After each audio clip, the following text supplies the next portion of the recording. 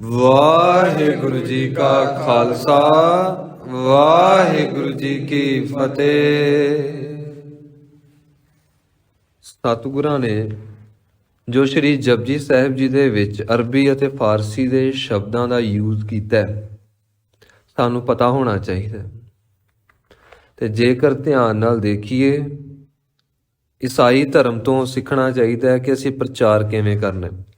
ਈਸਾਈ ਧਰਮ ਵਾਲੇ ਜਿਹੜੇ ਮਿਸ਼ਨਰੀ ਨੇ ਉਹ ਕੀ ਕਰਦੇ ਨੇ, ਬਾਈਬਲ ਲਿਆ ਕੇ ਤੇ ਘਰ ਘਰ ਵਿੱਚ ਫ੍ਰੀ ਵੰਡਦੇ ਨੇ। ਤੇ ਜੇ ਉਹਨਾਂ ਨੂੰ ਪੁੱਛੋ ਕਿ ਇਹਨਾਂ ਨੇ ਬਾਈਬਲ ਪੜ੍ਹਨੀ ਨਹੀਂ ਕਿਉਂਕਿ ਅਨਪੜ੍ਹ ਨੇ, ਇਹਨਾਂ ਨੂੰ ਇੰਟਰਸਟ ਨਹੀਂ, ਤੇ ਉਹਨਾਂ ਦਾ ਜਵਾਬ ਹੁੰਦਾ ਕੋਈ ਗੱਲ ਨਹੀਂ, ਜੇ ਇਹ ਨਹੀਂ ਪੜ੍ਹਨਗੇ ਇਹਨਾਂ ਦੇ ਬੱਚੇ ਪੜ੍ਹ ਲੈਣਗੇ।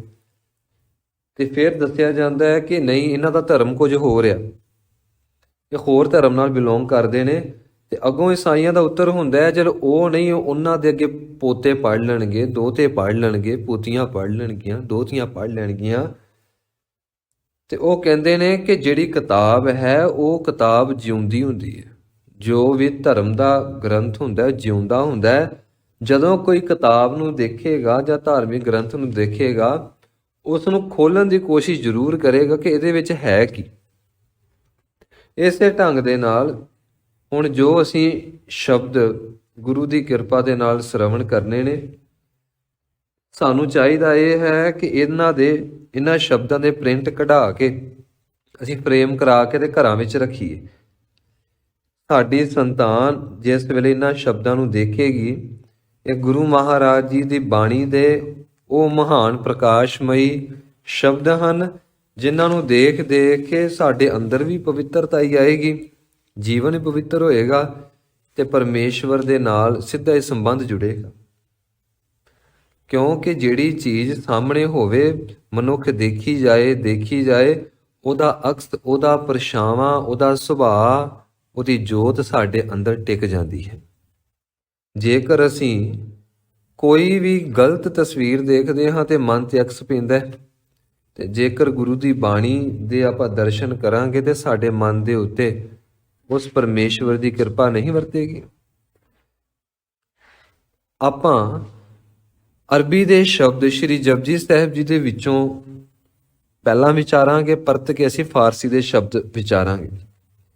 ਤੇ ਅੱਜ ਸਾਨੂੰ ਪਤਾ ਲੱਗਣਾ ਹੈ ਕਿ ਅਸੀਂ ਅਰਬੀ ਬਾਬਤ ਵੀ ਜਾਣਦੇ ਹਾਂ ਤੇ ਅਸੀਂ ਫਾਰਸੀ ਦੇ ਬਾਬਤ ਵੀ ਜਾਣਦੇ ਹਾਂ। ਅਸੀਂ ਪਹਿਲਾ ਸ਼ਬਦ ਦੇਖਦੇ ਹਾਂ, ਅਸਲੂ।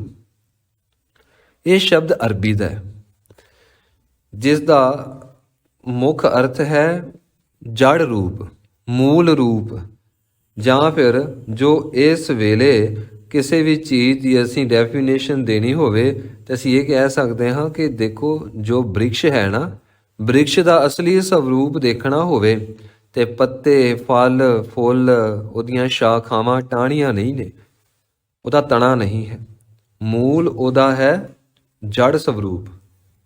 ਜੜ ਦੇ ਵਿੱਚੋਂ ਹੀ ਹਰ ਇੱਕ ਚੀਜ਼ ਪੈਦਾ ਹੋਈ ਤੇ ਜੜ ਨੂੰ ਨਿਊਟ੍ਰੀਸ਼ਨ ਮਿਲਦਾ। ਫਿਰ ਇਹ ਅੱਗੇ ਕੱਲੀ ਕੱਲੀ ਸ਼ਾਖਾ ਨੂੰ, ਕੱਲੀ ਕੱਲੀ ਟਾਹਣੀ ਨੂੰ, ਪੱਤਿਆਂ ਨੂੰ, ਫੁੱਲ ਨੂੰ, ਫਲ ਨੂੰ ਜੜ ਪਹੁੰਚਾ ਦਿੰਦੀ ਹੈ। ਦਾਸ ਬੇਨਤੀ ਕਰੇ, ਸ਼ਬਦਾਂ ਨੂੰ ਅਸੀਂ ਸੁਣ ਕੇ, ਪੜ੍ਹ ਕੇ ਹਿਰਦੇ ਵਿੱਚ ਵਸਾ ਲਈਏ। ਅਸਲੂ ਹੈ ਫਾਰਸੀ ਦਾ, ਅਰਬੀ ਦਾ ਸ਼ਬਦ। ਤੇ ਆਪ ਜੀ ਨੂੰ ਪਤਾ ਹੋਵੇਗਾ ਇਹ ਕਾਰਜ ਵੈਸੇ ਹੈ ਤਾਂ ਬਹੁਤ ਮਿਹਨਤ ਦਾ, ਬਹੁਤ ਐਫਰਟ ਕਰਨਾ ਪੈਂਦਾ। ਪਰ ਜਿਸ ਵੇਲੇ ਅਸੀਂ ਇਹ ਦੇਖਦੇ ਹਾਂ ਕਿ ਕਲਗੀਧਰ ਪਾਤਸ਼ਾਹ ਜੀ ਦਾ ਹੁਕਮ ਕਿ ਸਿੱਖ ਕਈ ਭਾਸ਼ਾਵਾਂ ਦਾ, ਹਰ ਤਰ੍ਹਾਂ ਦੀ ਭਾਸ਼ਾ ਦਾ ਗਿਆਤਾ ਹੋਵੇ, ਤੇ ਫਿਰ ਸਾਨੂੰ ਇੰਝ ਮਹਿਸੂਸ ਹੁੰਦਾ ਹੈ ਕਿ ਇਹ ਵਿਦਿਆ ਦਾ ਪੜ੍ਹਨਾ, ਵਿਦਿਆ ਦਾ ਗ੍ਰਹਿਣ ਕਰਨਾ ਵੀ ਗੁਰੂ ਦੇ ਹੁਕਮ ਨੂੰ ਮੰਨ ਕੇ ਭਗਤੀ ਕਰਨ ਦੇ ਬਰਾਬਰ ਹੈ। ਸਭ ਤੋਂ ਪਹਿਲਾ ਸ਼ਬਦ ਅਰਬੀ ਦਾ ਅਸਲੂ ਹੈ ਜੀ। ਅਸਲੂ ਜੋ ਅਸੀਂ ਪੰਕਤੀ ਪੜ੍ਹਦੇ ਹਾਂ, ਸਹਿਸ 18 ਕਹਿਨ ਕਤੇਬਾ ਅਸਲੂ ਇੱਕ ਧਾਤ। ਫਿਰ ਅਸੀਂ ਦੂਜਾ ਸ਼ਬਦ ਦੇਖਦੇ ਹਾਂ, ਜੋ ਈੜੀ ਨੂੰ ਸਿਹਾਰੀ ਕੱਕਾ ਇੱਕ, ਈੜੀ ਨੂੰ ਸਿਹਾਰੀ ਕੱਕੇ ਨੂੰ ਔਂਕੜ ਇੱਕ, ਈੜੀ ਨੂੰ ਸਿਹਾਰੀ ਕੱਕੇ ਨੂੰ ਸਿਹਾਰੀ ਇੱਕ। ਇਹ ਸ਼ਬਦ ਸਾਨੂੰ ਧੰਨ ਧੰਨ ਸ਼੍ਰੀ ਗੁਰੂ ਗ੍ਰੰਥ ਸਾਹਿਬ ਜੀ ਦੇ ਵਿੱਚ 3 ਰੂਪਾਂ ਦੇ ਵਿੱਚ ਮਿਲਦਾ ਹੈ। ਤੇ ਇਸ ਇੱਕ ਸ਼ਬਦ ਦਾ ਅਰਥ ਜੇ ਅਸੀਂ ਕਰੀਏ ਤੇ ਇਹ ਇੱਕ ਪਰਮੇਸ਼ਵਰ ਨੂੰ ਸੰਬੋਧਨ ਕਰਦਾ ਹੈ ਜਾਂ ਫਿਰ ਵੱਖ-ਵੱਖ ਕਨਸੈਪਟ ਦੇ ਹਿਸਾਬ ਨਾਲ ਸਾਡੇ ਸਾਹਮਣੇ ਰੂਪਮਾਨ ਹੁੰਦਾ ਹੈ। ਤੇ ਇਹ ਇੱਕ ਸ਼ਬਦ ਵੀ ਅਰਬੀ ਦਾ ਹੈ ਜੀ। ਅੱਗੇ ਅਸੀਂ ਸ਼ਬਦ ਪੜ੍ਹਦੇ ਹਾਂ ਸਲਾਮਤ। ਤੂੰ ਸਦਾ ਸਲਾਮਤ ਨਿਰੰਕਾਰ। ਸਲਾਮਤ ਅਰਬੀ ਦਾ ਸ਼ਬਦ ਹੈ। ਇਸ ਦਾ ਅਰਥ ਹੈ ਜੋ ਸਦਾ ਹੀ ਟਿਕਿਆ ਹੋਇਆ ਹੈ, ਜੋ ਸਦਾ ਹੀ ਇੱਕ ਰਸ ਰਹਿੰਦਾ ਹੈ, ਜੋ ਸਦਾ ਹੀ ਕਾਇਮ ਰਹਿੰਦਾ ਹੈ। ਤੂੰ ਸਦਾ ਸਲਾਮਤ ਨਿਰੰਕਾਰ। ਇੱਕ ਹੋਰ ਗੁਰਬਾਣੀ ਵਿੱਚ ਅਸੀਂ ਇਹ ਸ਼ਬਦ ਪੜ੍ਹਦੇ ਹਾਂ ਜਿਸ ਦਾ ਅਰਥ ਹੈ ਸੁਰੱਖਿਅਤ, ਜਿਵੇਂ ਸਹੀ ਸਲਾਮਤ ਘਰ ਲੈ ਆਇਆ।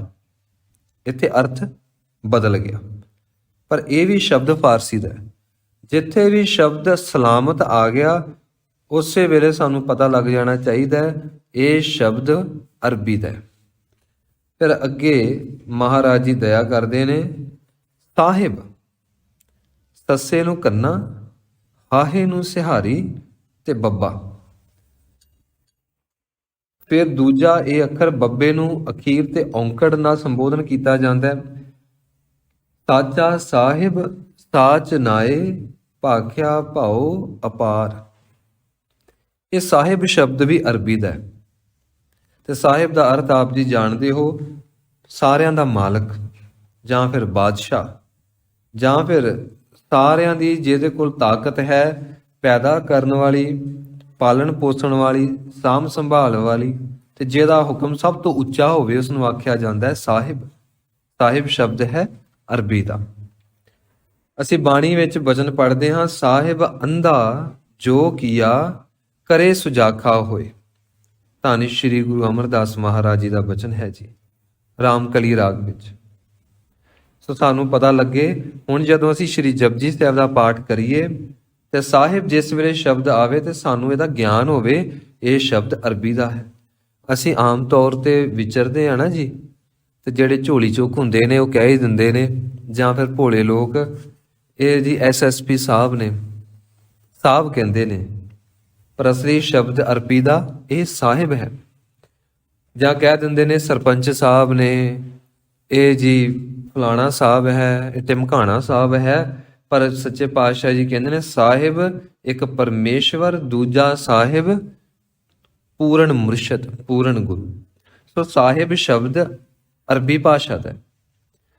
ਅੱਗੇ ਜੋ ਸ਼ਬਦ ਹੈ ਆਪ ਜੀ ਨੂੰ ਪਤਾ ਹੋਏਗਾ, ਸਭ ਤੋਂ ਵੱਧ ਅਸੀਂ ਆਪਣੀ ਜ਼ਿੰਦਗੀ ਦੇ ਵਿੱਚ ਇਹ ਸ਼ਬਦ ਬੋਲਦੇ ਹਾਂ। ਅਸੀਂ ਬੋਲਦੇ ਹਾਂ ਸਾਬਣ। ਸਾਬਣ ਜਦੋਂ ਅਸੀਂ ਸ਼ਬਦ ਬੋਲਦੇ ਹਾਂ ਸਾਨੂੰ ਲੱਗਦਾ ਹੈ ਕਿ ਪੰਜਾਬੀ ਦਾ ਹੋਏਗਾ, ਇੰਗਲਿਸ਼ ਵਿੱਚ ਅਸੀਂ ਇਹਨੂੰ ਸੋਪ ਕਹਿ ਦਿੰਦੇ ਹਾਂ, ਪਰ ਇਹ ਸ਼ਬਦ ਅਰਬੀ ਭਾਸ਼ਾ ਦਾ ਹੈ।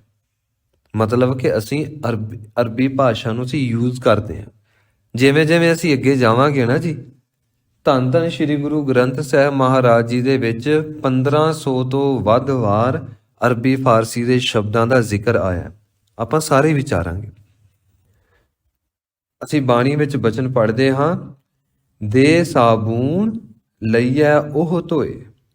ਇਹ ਸਾਬੂਨ ਅਰਥ ਗੁਰਬਾਣੀ ਵਿੱਚ ਹੋਰ ਵੀ ਕਈ ਥਾਵਾਂ ਤੇ ਆਇਆ, ਤੇ ਇਹਦਾ ਅਰਥ ਆਪ ਜੀ ਜਾਣਦੇ ਹੋ, ਉਹ ਪਦਾਰਥ ਜਿਹਦੇ ਨਾਲ ਮੈਲ ਧੋਤੀ ਜਾਂਦੀ ਹੈ, ਦਾਗ ਧੋਤੇ ਜਾਂਦੇ ਨੇ, ਮਲੀਨਤਾ ਧੋਤੀ ਜਾਂਦੀ ਹੈ, ਉਸ ਨੂੰ ਆਖਿਆ ਜਾਂਦਾ ਹੈ ਸਾਬਣ। ਪਰ ਮਹਾਰਾਜ ਜੀ ਨੇ ਬਚਨ ਕੀਤਾ, ਸਾਬੂਨ ਸ਼ਬਦ ਵਰਤਿਆ। ਇਹ ਸਾਬੂਨ ਸ਼ਬਦ ਹੈ ਅਰਬੀ ਦਾ। ਅੱਗੇ ਅੰਮ੍ਰਿਤਮਈ ਬਾਣੀ ਦੇ ਵਿੱਚ ਅਸੀਂ ਬੇਅੰਤ ਵਾਰੇ ਸ਼ਬਦ ਦੇਖਦੇ ਹਾਂ। ਸਿਫਤ, ਸਿਫਤ ਦਾ ਅਰਥ ਹੁੰਦਾ ਹੈ ਉਸਤਤ, ਸਿਫਤ ਦਾ ਅਰਥ ਹੁੰਦਾ ਹੈ ਜਸ, ਸਿਫਤ ਦਾ ਅਰਥ ਹੁੰਦਾ ਹੈ ਕਿਸੇ ਦੇ ਗੁਣਾਂ ਦਾ ਵਿਖਿਆਨ ਕਰਨਾ, ਗੁਣਾਂ ਨੂੰ ਸਾਂਝਾ ਕਰਨਾ, ਗੁਣਾਂ ਨੂੰ ਗਾਇਨ ਕਰਨਾ ਤੇ ਤਨੋ ਮਨੋ ਕਰਨਾ, ਉਸ ਨੂੰ ਆਖਿਆ ਜਾਂਦਾ ਹੈ ਸਿਫਤ। ਪਰਮੇਸ਼ਵਰ ਦੀ ਸਿਫਤ ਕਰਨੀ।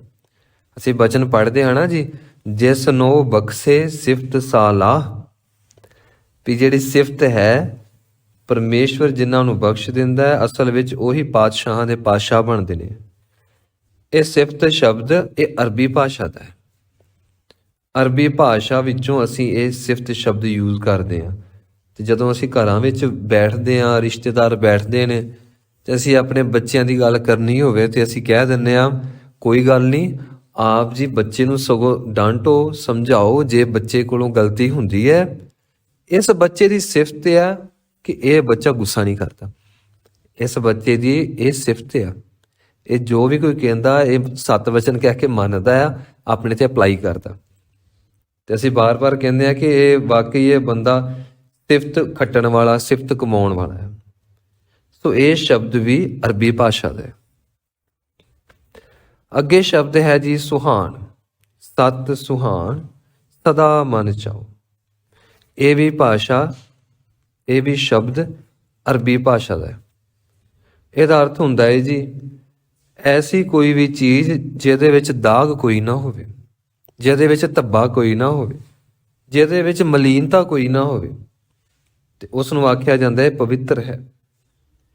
ਇਹ ਮੇਰੇ ਮਾਲਕ ਜੀ, ਆਪ ਜੀ ਦੀ ਪਵਿੱਤਰ ਹਸਤੀ ਹੈ, ਆਪ ਜੀ ਦਾ ਨਾਮ ਪਵਿੱਤਰ ਹੈ, ਤੇ ਆਪ ਜੀ ਦੇ ਹਿਰਦੇ ਵਿੱਚ ਸਦਾ ਹੀ ਚਾਉ ਰਹਿੰਦਾ ਹੈ। ਜਿਹੜੇ ਆਪ ਜੀ ਨੂੰ ਜਪਦੇ ਨੇ ਉਹਨਾਂ ਦੇ ਵੀ ਮਨ ਵਿੱਚ ਚਾਉ ਰਹਿੰਦਾ ਹੈ, ਪਵਿੱਤਰਤਾ ਹੀ ਰਹਿੰਦੀ ਹੈ।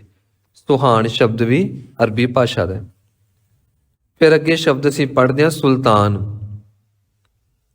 ਅੰਮ੍ਰਿਤਮਈ ਬਾਣੀ ਵਿੱਚ ਸ਼ਬਦ ਬਾਰ-ਬਾਰ ਆਏਗਾ, ਜਾ ਕੈ ਵਸ ਖਾਨ ਸੁਲਤਾਨ, ਜਾ ਕੈ ਵਸ ਹੈ ਸਗਲ ਜਹਾਨ। ਤੇ ਇਹ ਜੋ ਸ਼ਬਦ ਹੈ ਸੁਲਤਾਨ, ਇਹ ਵੀ ਅਰਬੀ ਭਾਸ਼ਾ ਦਾ ਹੈ, ਭਾਵ ਕਿ ਬਾਦਸ਼ਾਹ। ਸ਼੍ਰੀ ਜਪਜੀ ਸਾਹਿਬ ਵਿੱਚ ਅਸੀਂ ਬਚਨ ਪੜ੍ਹਦੇ ਹਾਂ, ਸਮੁੰਦ ਸਾਹ ਸੁਲਤਾਨ, ਗਿਰਹਾ ਸੇਤੀ ਮਾਲ ਧਨ। ਦਾਸ ਬੇਨਤੀ ਕਰੇ ਜੀ, ਜੋ ਸ਼ਬਦ ਨੇ ਸਾਨੂੰ ਕੰਠ ਨੇ, ਸ਼ਬਦਾਂ ਦਾ ਜਨਮ ਕਿਸ ਭਾਸ਼ਾ ਤੋਂ ਹੋਇਆ, ਜਿਸ ਵੇਲੇ ਸਾਨੂੰ ਪਤਾ ਹੋਏਗਾ ਅਸੀਂ ਆਪਣੇ ਬੱਚਿਆਂ ਦੀ ਝੋਲੀ ਵਿੱਚ ਇਹ ਦਾਤ ਪਾਵਾਂਗੇ। ਜਦੋਂ ਸਾਨੂੰ ਇਹ ਯਾਦ ਹੋਏਗਾ, ਬੱਚਿਆਂ ਦੇ ਕੰਨਾਂ ਦੇ ਰਾਹੀਂ ਉਹਨਾਂ ਦੇ ਹਿਰਦੇ ਵਿੱਚ ਜਾਏਗਾ, ਤੇ ਉਹਨਾਂ ਦੇ ਖੂਨ ਵਿੱਚੋਂ ਇਹ ਗਿਆਨ ਆਉਣ ਵਾਲੀ ਪੀੜ੍ਹੀ ਨੂੰ ਮਿਲੇਗਾ। ਤੇ ਆਉਣ ਵਾਲੀ ਪੀੜ੍ਹੀ ਨੂੰ ਮਿਲਣ ਦਾ ਅਰਥ ਇਹ ਹੈ ਕਿ ਕਲਗੀਧਰ ਪਾਤਸ਼ਾਹੀ ਦਾ ਬਚਨ ਕਮਾਇਆ ਗਿਆ ਕਿ ਗੁਰੂ ਕਾ ਸਿੱਖ ਕਮਲਾ ਰਮਲਾ ਨਾ ਹੋਵੇ, ਗੁਰੂ ਕਾ ਸਿੱਖ ਮੈਲਾ ਕੁਚੈਲਾ ਨਾ ਹੋਵੇ, ਇਹ ਸਰੀਰਕ ਤੌਰ ਤੇ ਵੀ ਸ਼ੁੱਧ ਹੋਵੇ, ਆਤਮਿਕ ਜੀਵਨ ਦੇ ਪੱਧਰ ਤੇ ਵੀ ਸ਼ੁੱਧ ਹੋਵੇ। ਇਸ ਕਰਕੇ ਮਹਾਰਾਜ ਜੀ ਨੇ ਬਚਨ ਕੀਤਾ, ਸਿੱਖ ਵਿਦਵਾਨ ਹੋਵੇ, ਸਿੱਖ ਬੋਲਣ ਦੇ ਵਿੱਚ ਵੀ ਪੂਰਾ ਚੰਗਾ ਵਕਤਾ ਹੋਵੇ, ਸਿੱਖ ਗਿਆਨੀ ਹੋਵੇ, ਸਿੱਖ ਆਤਮਿਕ ਖੋਜ ਵਾਲਾ ਹੋਵੇ। ਬੰਦੇ ਖੋਜ ਦਿਲ ਹਰ ਰੋਜ਼, ਨਾ ਫਿਰ ਪਰੇਸ਼ਾਨੀ ਮਾਹੇ। ਸੋ ਇਹ ਜੋ ਸ਼ਬਦ ਹੈ ਸੁਲਤਾਨ, ਇਹਦਾ ਅਰਥ ਹੈ ਬਾਦਸ਼ਾਹ। ਇਹ ਸ਼ਬਦ ਹੈ ਅਰਬੀ ਦਾ। ਦਾਸ ਤਾਂ ਬਾਰ-ਬਾਰ ਰਿਪੀਟ ਕਰਦਾ ਪਿਆ ਤਾਂ ਜੋ ਸਾਡੇ ਜ਼ਿਹਨ ਦੇ ਵਿੱਚ ਇਹ ਸ਼ਬਦ ਬੈਠ ਜਾਣ ਕਿ ਇਹ ਸ਼ਬਦ ਕਿਹੜੀ-ਕਿਹੜੀ ਭਾਸ਼ਾ ਦੇ ਨੇ ਤੇ ਇਹਦਾ ਅਰਥ ਕੀ ਹੈ। ਦਾਸ ਮਹਿਸੂਸ ਕਰਦਾ ਹੈ ਜੇ ਅਸੀਂ ਇੱਕ ਦਿਨ ਇੱਕ ਸ਼ਬਦ ਸਿੱਖ ਲਈਏ ਨਾ, ਤੇ ਪੂਰੀ ਬਾਣੀ ਦੇ ਵਿੱਚ 1678 ਇਹ ਸ਼ਬਦ ਮਿਲਣਗੇ। 1500 ਤੋਂ 1800 ਤੱਕ ਲਾ ਲਵੋ ਜੀ, ਇਹ ਸ਼ਬਦ ਬਾਰ-ਬਾਰ ਰਿਪੀਟ ਹੋਣਗੇ, ਬਾਰ-ਬਾਰ ਸਾਨੂੰ ਮਿਲਣਗੇ। ਤੇ ਜੇਕਰ ਇੱਕ ਸਾਲ ਵਿੱਚ 365 ਸ਼ਬਦ ਅਸੀਂ ਸਿੱਖ ਲਏ, ਤੇ ਦੇਖੋ ਜੀ 4-4.5 ਸਾਲ ਤੱਕ, ਚਲੋ 5 ਸਾਲ ਲਾ ਲਓ, 5 ਸਾਲ ਤੱਕ ਸਾਨੂੰ ਪੂਰੇ ਗੁਰੂ ਗ੍ਰੰਥ ਸਾਹਿਬ ਮਹਾਰਾਜ ਜੀ ਦੀ ਬਾਣੀ ਵਿੱਚੋਂ ਅਰਬੀ ਫਾਰਸੀ ਦੇ ਸ਼ਬਦਾਂ ਦਾ ਗਿਆਨ ਹੋ ਜਾਏਗਾ। ਕਿੰਨੀ ਬਖਸ਼ਿਸ਼ ਹੋਏਗੀ ਸਾਡੇ ਤੇ। ਸਿਰਫ ਇਸ ਕਰਕੇ ਨਹੀਂ ਕਿ ਸਾਨੂੰ ਗਿਆਨ ਹੋ ਗਿਆ, ਇਸ ਕਰਕੇ ਕਲਗੀਧਰ ਪਾਤਸ਼ਾਹ ਜੀ ਕਹਿਣਗੇ ਇਹਨਾਂ ਨੇ ਮੇਰਾ ਬਚਨ ਕਮਾਇਆ, ਇਹਨਾਂ ਨੇ ਐਫਰਟ ਕੀਤਾ, ਇਹਨਾਂ ਨੇ ਮਿਹਨਤ ਕੀਤੀ, ਤੇ ਇਹਨਾਂ ਦੇ ਉੱਤੇ ਮੇਰੀ ਖੁਸ਼ੀ ਹੋਏਗੀ ਹੀ ਹੋਏਗੀ। ਬਚਨ ਕਮਾਉਣ ਵਾਲਿਆਂ ਦੇ ਉੱਤੇ ਖੁਸ਼ੀ ਹੁੰਦੀ ਹੈ ਨਾ ਜੀ। ਤੇ ਸੱਚੇ ਪਾਤਸ਼ਾਹ ਜੀ ਨੇ ਅੱਗੇ ਬਖਸ਼ਿਸ਼ ਕੀਤੀ, ਸੁਣਿਆ ਸੇਖ ਪੀਰ ਪਾਤਸ਼ਾਹ। ਇਹ ਜੋ ਸੇਖ ਸ਼ਬਦ ਹੈ ਨਾ ਜੀ, ਇਸ ਨੂੰ ਕਈ ਸ਼ੇਖ ਵੀ ਕਹਿੰਦੇ ਨੇ। ਬਾਣੀ ਵਿੱਚ ਇਹ ਸ਼ਬਦ ਬਾਰ-ਬਾਰ ਆਉਂਦਾ, ਸੇਖਾ ਅੰਦਰੋਂ ਜੋਰ ਛੱਡ ਤੂੰ, ਭਾਉ ਕਰ ਝੱਲ ਗਵਾਏ। ਤੇ ਇਹ ਸੇਖ ਸ਼ਬਦ ਇਹ ਵੀ ਅਰਬੀ ਦਾ ਹੈ। ਇਹਦਾ ਅਰਥ ਹੁੰਦਾ ਹੈ ਕੋਈ ਐਸਾ ਮਨੁੱਖ ਜੋ ਬੰਦਗੀ ਕਰ ਕਰਕੇ, ਤਪੱਸਿਆ ਕਰ ਕਰਕੇ ਅੰਦਰੋਂ ਸਿਆਣਾ ਹੋ ਗਿਆ। ਹੁਣ ਅੰਦਰੋਂ ਵਿਸ਼ੇ ਵਿਕਾਰ ਉਹਦੇ ਉੱਤੇ ਹਮਲਾ ਨਹੀਂ ਕਰ ਸਕਦੇ। ਹੁਣ ਅੰਦਰੋਂ ਸੁਚੇਤ ਹੋ ਗਿਆ, ਅੰਦਰੋਂ ਜਾਗ ਪਿਆ। ਉਸ ਨੂੰ ਆਖਿਆ ਜਾਂਦਾ ਹੈ ਸਿਆਣਾ, ਉਸ ਨੂੰ ਆਖਿਆ ਜਾਂਦਾ ਹੈ ਬਜ਼ੁਰਗ, ਉਸ ਨੂੰ ਆਖਿਆ ਜਾਂਦਾ ਹੈ ਜੀਵਨ ਦੇ ਤਜਰਬੇ ਵਾਲਾ। ਫਿਰ ਉਹਦੇ ਵਾਸਤੇ ਸ਼ਬਦ ਬੁੱਢਾ ਵੀ ਵਰਤਿਆ ਜਾਂਦਾ ਹੈ। ਜੋ ਬੁੱਢਾ ਤੇ ਬਜ਼ੁਰਗ ਸ਼ਬਦ ਹੈ, ਇਹ ਸ਼ਬਦ ਬੰਦਗੀ ਵਾਲਿਆਂ ਵਾਸਤੇ ਵਰਤੇ ਜਾਂਦੇ ਨੇ। ਇਹ ਸ਼ਬਦ ਉਮਰ ਦੇ ਤਕਾਜ਼ੇ ਨਾਲ ਨਹੀਂ ਵਰਤੇ ਜਾਂਦੇ। ਸ਼੍ਰੀ ਗੁਰੂ ਹਰਕ੍ਰਿਸ਼ਨ ਸਾਹਿਬ ਜੀ ਦੀ ਜਿਸ ਵੇਲੇ ਗੁਰਗੱਦੀ ਦੀ ਤੇ ਮਹਾਰਾਜ ਜੀ ਦੇ ਤਿਲਕ ਦੀ ਜਿਸ ਵੇਲੇ ਪੂਰਨ ਮਰਿਆਦਾ ਨਿਭਾਈ ਗਈ, ਤੇ ਕਿਸੇ ਨੇ ਕਹਿ ਦਿੱਤਾ ਕਿ ਇਹਨਾਂ ਦੀ ਤੇ ਉਮਰ ਹੀ ਅਜੇ 5 ਸਾਲ ਦੇ ਕਰੀਬ ਆ, ਤੇ ਇਹਨਾਂ ਨੂੰ ਗੁਰੂ ਨਾਨਕ ਦੀ ਗੱਦੀ ਬਖਸ਼ ਦਿੱਤੀ। ਤੇ ਉਸ ਵੇਲੇ ਬਾਬਾ ਬੁੱਢਾ ਜੀ ਦੀ ਅੰਸ਼ ਬੰਸ ਦੇ ਵਿੱਚੋਂ ਜੋ ਅੱਗੇ ਮਹਾਂਪੁਰਖ ਹੋਏ, ਉਹਨਾਂ ਵਿੱਚੋਂ ਇੱਕ ਸੱਜਣ ਨੇ ਆਖਿਆ, ਭਾਈ ਇਹ ਬਜ਼ੁਰਗ ਨੇ, ਤੁਹਾਨੂੰ ਸਰੀਰ ਬੱਚਿਆਂ ਵਾਲਾ ਦਿਸਦਾ ਹੈ, ਪਰ ਸਾਡੀ ਨਿਗਾਹ ਨਾਲ ਦੇਖੋ, ਇਹ ਬਜ਼ੁਰਗ ਨੇ, ਇਹ ਬੁੱਢੇ ਨੇ।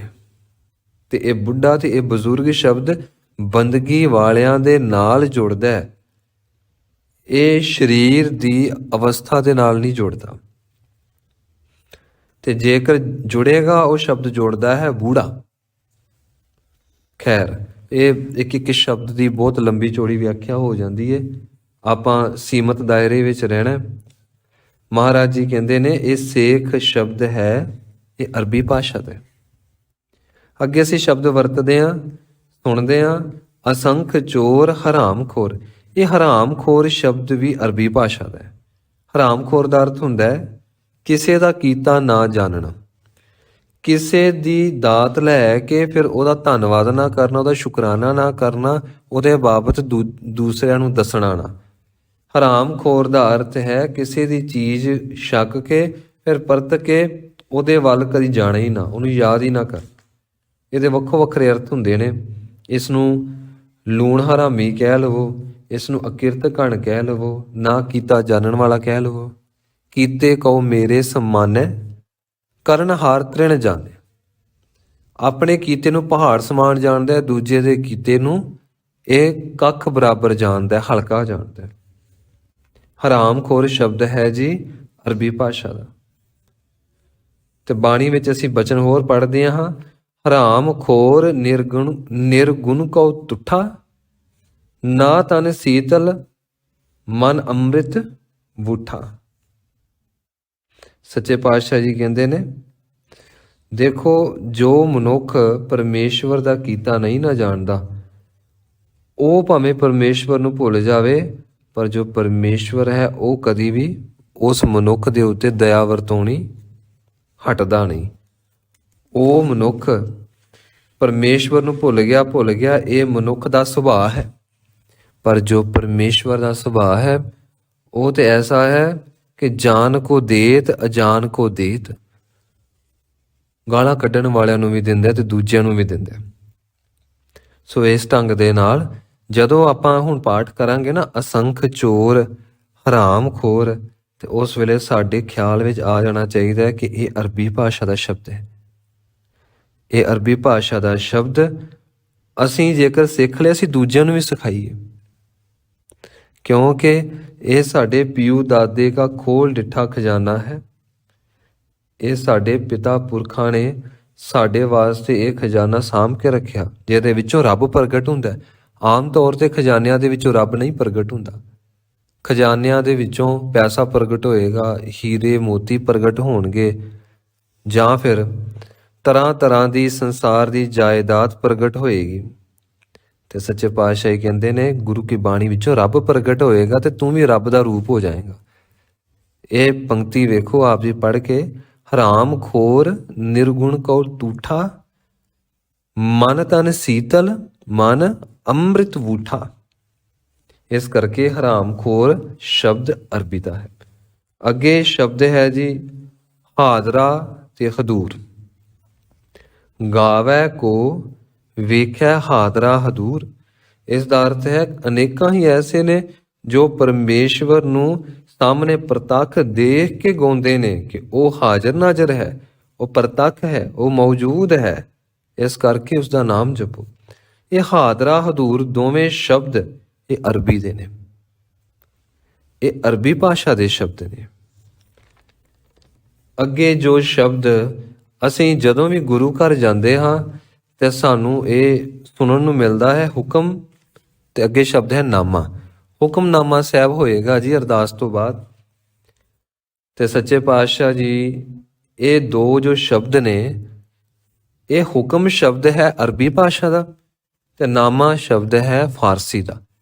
ਅਰਬੀ ਤੇ ਫਾਰਸੀ ਦੋ ਸ਼ਬਦ ਮਿਲ ਕੇ ਹੁਕਮ ਪਲੱਸ ਨਾਮਾ, ਹੁਕਮਨਾਮਾ ਸਾਹਿਬ ਅਸੀਂ ਇਹ ਸ਼ਬਦ ਸੰਪੂਰਨ ਕੀਤਾ। ਇਹ ਜੋ ਸ਼ਬਦ ਹੈ ਇਹ ਅਸੀਂ ਆਮ ਤੌਰ ਤੇ ਯੂਜ਼ ਵੀ ਕਰਦੇ ਹਾਂ ਕਿ ਮਹਾਰਾਜ ਜੀ ਦਾ ਹੁਕਮ ਹੈ ਜੀ ਅੰਮ੍ਰਿਤ ਵੇਲੇ ਇਸ਼ਨਾਨ ਕਰਨਾ ਹੈ, ਮਹਾਰਾਜ ਜੀ ਦਾ ਹੁਕਮ ਹੈ ਨਿਤਨੇਮ ਦੀ ਬਾਣੀ ਦਾ ਜਾਪ ਕਰਨਾ ਹੈ। ਇਹ ਹੁਕਮ ਸ਼ਬਦ ਅਰਬੀ ਭਾਸ਼ਾ ਦਾ ਤੇ ਹੁਕਮ ਦਾ ਅਰਥ ਹੈ ਆਗਿਆ, ਹੁਕਮ ਦਾ ਅਰਥ ਹੈ ਆਦੇਸ਼। ਹੁਕਮ ਜੋ ਕਰਦਾ ਹੈ ਉਹ ਆਪਣੀ ਸਾਰੀ ਤਾਕਤ ਉਸ ਨੂੰ ਦੇ ਦਿੰਦਾ ਹੈ ਜੋ ਉਹਦਾ ਹੁਕਮ ਮੰਨਦਾ ਹੈ। ਅਸੀਂ ਬਾਣੀ ਵਿੱਚੋਂ ਕਈ ਵਚਨ ਪੜ੍ਹਦੇ ਹਾਂ ਜੀ ਜੇ ਹੁਕਮ ਸ਼ਬਦ ਨਾਲ ਜੁੜੇ ਨੇ ਨਾ, ਜਿਵੇਂ ਰਾਜ ਨਾ ਭਾਗ ਨਾ ਹੁਕਮ ਨਾ ਸਾਧਨ, ਕਿਛ ਕਿਛ ਨਾ ਚਾਹੀ। ਜਾਂ ਫਿਰ ਇੱਕ ਹੋਰ ਬਚਨ ਪੜ੍ਹਦੇ ਹਾਂ, ਹੁਕਮ ਕੀਏ ਮਨ ਭਾਵਦੇ ਰਾਹੇ ਭੀੜੈ ਅੱਗੇ ਜਾਵਣਾ। ਜਾਂ ਫਿਰ ਅਸੀਂ ਸ਼ਬਦ ਹੋਰ ਵੀ ਪੜ੍ਹਦੇ ਹਾਂ, ਇਹ ਜੋ ਹੁਕਮ ਸ਼ਬਦ ਹੈ ਇਹ ਹਾਹੇ ਨੂੰ ਔਂਕੜ ਕੱਕਾ ਤੇ ਮੰਮਾ ਅਰਬੀ ਭਾਸ਼ਾ ਦਾ, ਤੇ ਜੋ ਅਸੀਂ ਸ਼ਬਦ ਪੜ੍ਹਦੇ ਹਾਂ ਅੱਗੇ ਹਾਹਾ ਕੱਕਾ, ਹਾਹੇ ਨੂੰ ਔਂਕੜ ਕੱਕਾ ਮੰਮੇ ਨੂੰ ਸਿਹਾਰੀ, ਹੁਕਮੀ ਹੋਵਨ ਜੀ ਹੁਕਮ ਮਿਲੈ ਵਡਿਆਈ। ਇਹ ਹੁਕਮੀ ਸ਼ਬਦ ਵੀ ਅਰਬੀ ਭਾਸ਼ਾ ਦਾ ਤੇ ਜੋ ਮੰਮੇ ਨੂੰ ਸਿਹਾਰੀ ਹੁਕਮ, ਇਹ ਵੀ ਸ਼ਬਦ ਅਰਬੀ ਭਾਸ਼ਾ ਦਾ। ਹੁਕਮ ਦਾ ਅਰਥ ਹੁੰਦਾ ਹੈ ਜਦੋਂ ਮੰਮੇ ਨੂੰ ਸਿਹਾਰੀ ਹੋਵੇ ਨਾ, ਹਾਹੇ ਨੂੰ ਔਂਕੜ ਕੱਕਾ ਮੰਮੇ ਨੂੰ ਸਿਹਾਰੀ, ਇਹ ਸਿਹਾਰੀ ਦੱਸਦੀ ਹੈ ਹੁਕਮ ਅਨੁਸਾਰ ਜਾਂ ਫਿਰ ਹੁਕਮ ਦੇ ਨਾਲ। ਹੁਕਮੀ ਹੋਵਨ ਜੀ ਹੁਕਮ ਮਿਲੈ ਵਡਿਆਈ। ਤੇ ਜਦੋਂ ਸ਼ਬਦ ਆਏਗਾ ਨਾ ਹੁਕਮੀ, ਜਿਵੇਂ ਅਸੀਂ ਹੁਣੇ ਸ਼ਬਦ ਸੁਣਿਆ ਹੁਕਮੀ, ਤੇ ਹੁਕਮੀ ਦਾ ਅਰਥ ਹੁੰਦਾ ਹੈ ਹੁਕਮ ਦੇ ਸਦਕਾ, ਆਗਿਆ ਦੇ ਸਦਕਾ, ਕਿਰਪਾ ਦੇ ਸਦਕਾ। ਹੁਕਮੀ ਸ਼ਬਦ ਹੁਕਮ ਦੇ ਸਦਕਾ ਨੂੰ ਸੰਬੋਧਨ ਕਰਦਾ ਹੈ। ਤੇ ਜਦੋਂ ਅੱਗੇ ਸ਼ਬਦ ਹੈ ਹੁਕਮ ਹਾਹੇ ਨੂੰ ਔਂਕੜ ਕੱਕਾ ਮੰਮੇ ਨੂੰ ਸਿਹਾਰੀ, ਹੁਕਮ ਦੇ ਨਾਲ, ਹੁਕਮ ਦੇ ਅਨੁਸਾਰ। ਜਿਵੇਂ ਅਸੀਂ ਬਚਨ ਪੜ੍ਹਦੇ ਹਾਂ ਨਾ ਜੀ, ਹੁਕਮੀ ਆਇਆ ਹੁਕਮ ਨਾ ਬੁੱਝੈ। ਸੱਚੇ ਪਾਤਸ਼ਾਹ ਜੀ ਕਹਿੰਦੇ ਨੇ ਕਿ ਹੁਕਮ ਦੇ ਨਾਲ ਆਇਆ, ਪਰ ਜਿਸ ਪਰਮੇਸ਼ਵਰ ਨੇ ਭੇਜਿਆ ਉਸ ਨੂੰ ਤੈਨੇ ਸਮਝਿਆ ਹੀ ਨਹੀਂ, ਬੁੱਝਿਆ ਹੀ ਨਹੀਂ, ਜਾਣਿਆ ਹੀ ਨਹੀਂ, ਪ੍ਰਤੱਖ ਦਰਸ਼ਨ ਕੀਤਾ ਹੀ ਨਹੀਂ। ਅੱਗੇ ਫਿਰ ਸ਼ਬਦ ਆ ਗਿਆ ਜੀ, ਮਹਾਰਾਜ ਜੀ ਦਇਆ ਕਰਦੇ ਨੇ, ਹੁਕਮੀ ਹੋਵਨ ਆਕਾਰ ਹੁਕਮ ਨਾ ਕਹਿਆ ਜਾਈ। ਇਹ ਵੀ ਸ਼ਬਦ ਅਰਬੀ ਭਾਸ਼ਾ ਦਾ ਹੈ। ਫਿਰ ਅੱਗੇ ਅਸੀਂ ਸ਼ਬਦ ਪੜ੍ਹਦੇ ਹਾਂ ਹੁਕਮੈ ਜਾਂ ਹੁਕਮੇ, ਇਹ ਵੀ ਭਾਸ਼ਾ, ਇਹ ਵੀ ਸ਼ਬਦ ਅਰਬੀ ਭਾਸ਼ਾ ਦੇ ਵਿੱਚੋਂ ਹੀ ਪ੍ਰਗਟ ਹੋਇਆ। ਅਸੀਂ ਬਚਨ ਪੜ੍ਹਦੇ ਹਾਂ ਨਾ ਜੀ, ਹੁਕਮੇ ਕਰਮ ਕਮਾਵਣੇ ਪਈਐ ਕਿਰਤ ਫਿਰਾਓ। ਮਹਾਰਾਜ ਜੀ ਬਾਰ-ਬਾਰ ਬਚਨ ਕਰਦੇ ਨੇ ਕਿ ਭਾਈ ਪਰਮੇਸ਼ਵਰ ਦੇ ਹੁਕਮ ਦੇ ਨਾਲ ਹੀ ਮਨੁੱਖ ਕਰਮ ਕਰ ਸਕਦਾ ਹੈ, ਭਾਵ ਕਿ ਸ਼ਕਤੀ ਤਾਂ ਉਸੇ ਦੀ ਵਰਤਦੀ ਹੈ ਨਾ ਜੀ। ਅੱਗੇ ਬਚਨ ਅਸੀਂ ਪੜ੍ਹਦੇ ਹਾਂ ਅਰਬੀ ਭਾਸ਼ਾ ਦਾ ਕਰਮੀ। ਇਹ ਕਰਮੀ ਦਾ ਅਰਥ ਹੁੰਦਾ ਹੈ ਨਾਨਕ ਨਦਰੀ ਕਰਮੀ ਦਾਤ।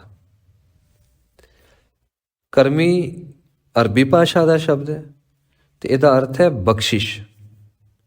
ਬਖਸ਼ਿਸ਼ ਦੇ ਸਦਕਾ, ਬਖਸ਼ਿਸ਼ ਦੇ ਨਾਲ। ਨਾਨਕ ਨਦਰੀ ਕਰਮੀ ਦਾਤ, ਬ੍ਰਹਮ ਗਿਆਨ ਦੀ ਦਾਤ, ਪਰਮੇਸ਼ਵਰ ਦੇ ਮਿਲਾਪ ਦੀ ਦਾਤ, ਪਰਮੇਸ਼ਵਰ ਦੇ ਵਸਲ ਦੀ ਦਾਤ, ਮਾਲਕ ਦੀ ਬਖਸ਼ਿਸ਼ ਦੇ ਸਦਕਾ ਹੁੰਦੀ ਹੈ। ਤੇ ਇਹ ਜੋ ਸ਼ਬਦ ਹੈ, ਫਿਰ ਇੱਕ ਹੋਰ ਅਸੀਂ ਸ਼ਬਦ ਦੇਖਦੇ ਹਾਂ। ਇੱਕ ਪੰਕਤੀ ਆ ਗਈ ਜੀ, ਆ ਕਰਮੀ ਸ਼ਬਦ ਆ ਗਿਆ, ਨਾਨਕ ਨਦਰੀ ਕਰਮੀ ਦਾਤ ਅਰਬੀ ਭਾਸ਼ਾ। ਫਿਰ ਅੱਗੇ ਸ਼ਬਦ ਅਸੀਂ ਪੜ੍ਹਦੇ ਹਾਂ ਬਹੁਤਾ ਕਰਮ ਲਿਖਿਆ ਨਾ ਜਾਏ। ਇਸ ਕਰਮ ਸ਼ਬਦ ਦਾ ਵੀ ਅਰਥ ਬਖਸ਼ਿਸ਼ ਹੀ ਹੈ, ਅਰਬੀ ਭਾਸ਼ਾ ਦਾ ਸ਼ਬਦ ਹੈ। ਅੱਗੇ ਸ਼ਬਦ ਹੈ ਕਲਮ।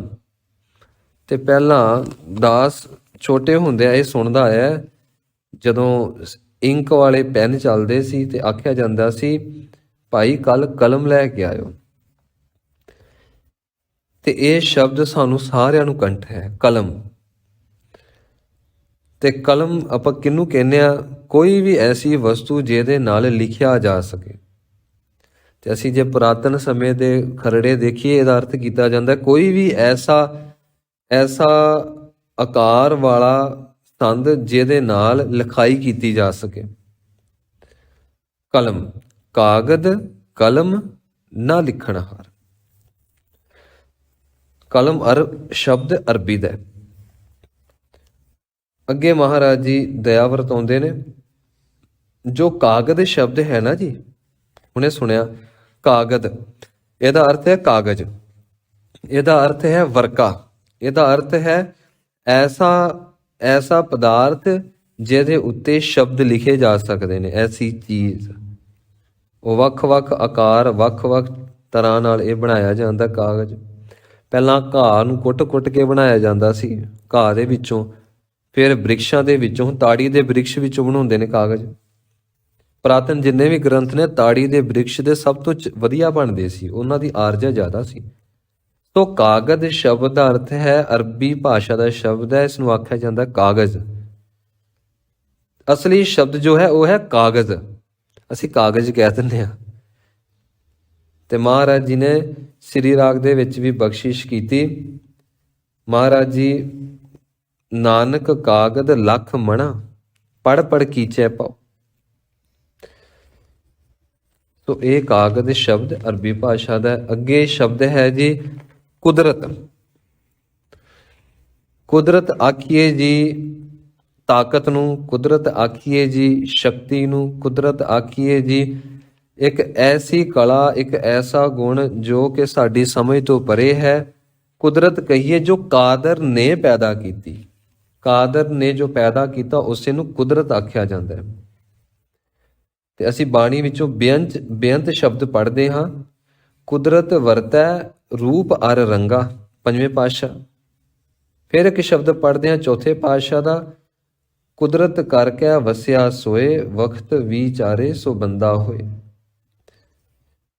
ਤੇ ਇਹ ਜੋ ਸ਼ਬਦ ਹੈ ਕੁਦਰਤ, ਇਹਦਾ ਅਰਥ ਪਰਮੇਸ਼ਵਰ ਦੁਆਰਾ ਰਚੀ ਹੋਈ ਐਸੀ ਸ਼ਕਤੀ ਜੋ ਮਨੁੱਖ ਨੂੰ ਅੱਖਾਂ ਦੇ ਨਾਲ ਵੀ ਪ੍ਰਤੀਤ ਹੁੰਦੀ ਹੈ, ਫਿਰ ਪਰਤ ਕੇ ਆਤਮਿਕ ਗਿਆਨ ਜਦੋਂ ਪ੍ਰਾਪਤ ਹੁੰਦਾ ਹੈ, ਫਿਰ ਇਹਦਾ ਅਸਲੀ ਸਵਰੂਪ ਪ੍ਰਗਟ ਹੁੰਦਾ ਹੈ। ਉਹ ਅਸਲੀ ਸਵਰੂਪ ਕਿਹੜਾ? ਉਹ ਹੈ ਪਰਮਾਤਮਾ। ਅਸੀਂ ਪੜ੍ਹਦੇ ਹਾਂ ਕੁਦਰਤ ਕਵਣ ਕਹਾ ਵਿਚਾਰ, ਵਾਰਿਆ ਨਾ ਜਾਵਾ ਏਕ ਵਾਰ। ਇਹ ਕੁਦਰਤ ਸ਼ਬਦ ਅਰਬੀ ਦਾ ਹੈ। ਤੇ ਆਸਾ ਕੀ ਵਾਰ ਦੇ ਵਿੱਚ ਆਪਾਂ ਬਚਨ ਪੜ੍ਹਦੇ ਹਾਂ, ਕੁਦਰਤ ਦਿਸੈ ਕੁਦਰਤ ਸੁਣੀਐ, ਕੁਦਰਤ ਭਉ ਸੁਖਸਾਰ। ਤੇ ਗੁਰਬਾਣੀ ਵਿੱਚ ਇਹ ਸ਼ਬਦ ਸਾਨੂੰ ਬਾਰ-ਬਾਰ ਮਿਲੇਗਾ। ਐਸਾ ਨਾ ਸੋਚੀਏ ਕਿ ਇੱਕ ਇੱਕ ਅੱਖਰ ਅਸੀਂ ਸਮਝਾਂਗੇ, ਨਹੀਂ। ਜੇ ਇੱਕ ਅੱਖਰ ਨੂੰ ਆਪਾਂ ਸਮਝ ਲਿਆ, ਇੱਕ ਹਰੂਫ ਨੂੰ, ਇੱਕ ਸ਼ਬਦ ਨੂੰ ਅਸੀਂ ਸਿੱਖ ਲਿਆ ਨਾ, ਤੇ ਧੰਨ ਧੰਨ ਸ਼੍ਰੀ ਗੁਰੂ ਗ੍ਰੰਥ ਸਾਹਿਬ ਮਹਾਰਾਜ ਜੀ ਦੇ ਵਿੱਚ ਇਹੀ ਹਰੂਫ, ਇਹੀ ਅੱਖਰ, ਇਹੀ ਸ਼ਬਦ ਕਈ ਤਾਂ ਸੈਂਕੜਿਆਂ ਵਾਰ ਯੂਜ਼ ਕੀਤੇ ਗਏ, ਅੰਕਿਤ ਕੀਤੇ ਗਏ, ਮਹਾਰਾਜ ਜੀ ਵੱਲੋਂ ਉਚਾਰਨ ਕੀਤੇ ਗਏ। ਦਰਗਾਹ ਤੋਂ ਸੈਂਕੜੇ ਵਾਰ ਆਏ, ਤੇ ਕਈ ਐਸੇ ਸ਼ਬਦ ਨੇ ਜੋ ਕਿ ਹਜ਼ਾਰਾਂ ਵਾਰ ਆਏ। ਤੇ ਇੰਝ ਮੰਨ ਕੇ ਚੱਲੀਏ ਕਿ ਇਹ ਜੋ ਅਸੀਂ ਇੱਕ ਅੱਖਰ ਸਿੱਖ ਰਹੇ ਹਾਂ, ਇਹ ਇੱਕ ਅੱਖਰ ਨਹੀਂ, ਇਹਦੇ ਇਸ ਇੱਕ ਅੱਖਰ ਦੇ ਵਿੱਚੋਂ, ਇੱਕ ਸ਼ਬਦ ਦੇ ਵਿੱਚੋਂ ਅਸੀਂ ਹਜ਼ਾਰਾਂ ਸ਼ਬਦ ਸਿੱਖ ਰਹੇ ਹਾਂ। ਫਿਰ ਸਾਡਾ ਪੇਸ਼ੈਂਸ ਥੋੜ੍ਹਾ ਜਿਹਾ ਵੱਧ ਜਾਏਗਾ। ਨਹੀਂ ਤਾਂ ਅਸੀਂ ਕਹਿਣਾ ਲੈ ਹੁਣ ਅਸੀਂ ਬਜ਼ੁਰਗ ਹੋ ਕੇ ਅਸੀਂ ਇੱਕ ਇੱਕ ਅੱਖਰ ਸਿੱਖੀਏ। ਤੇ ਸਿੱਖਣਾ ਚਾਹੀਦਾ ਹੈ।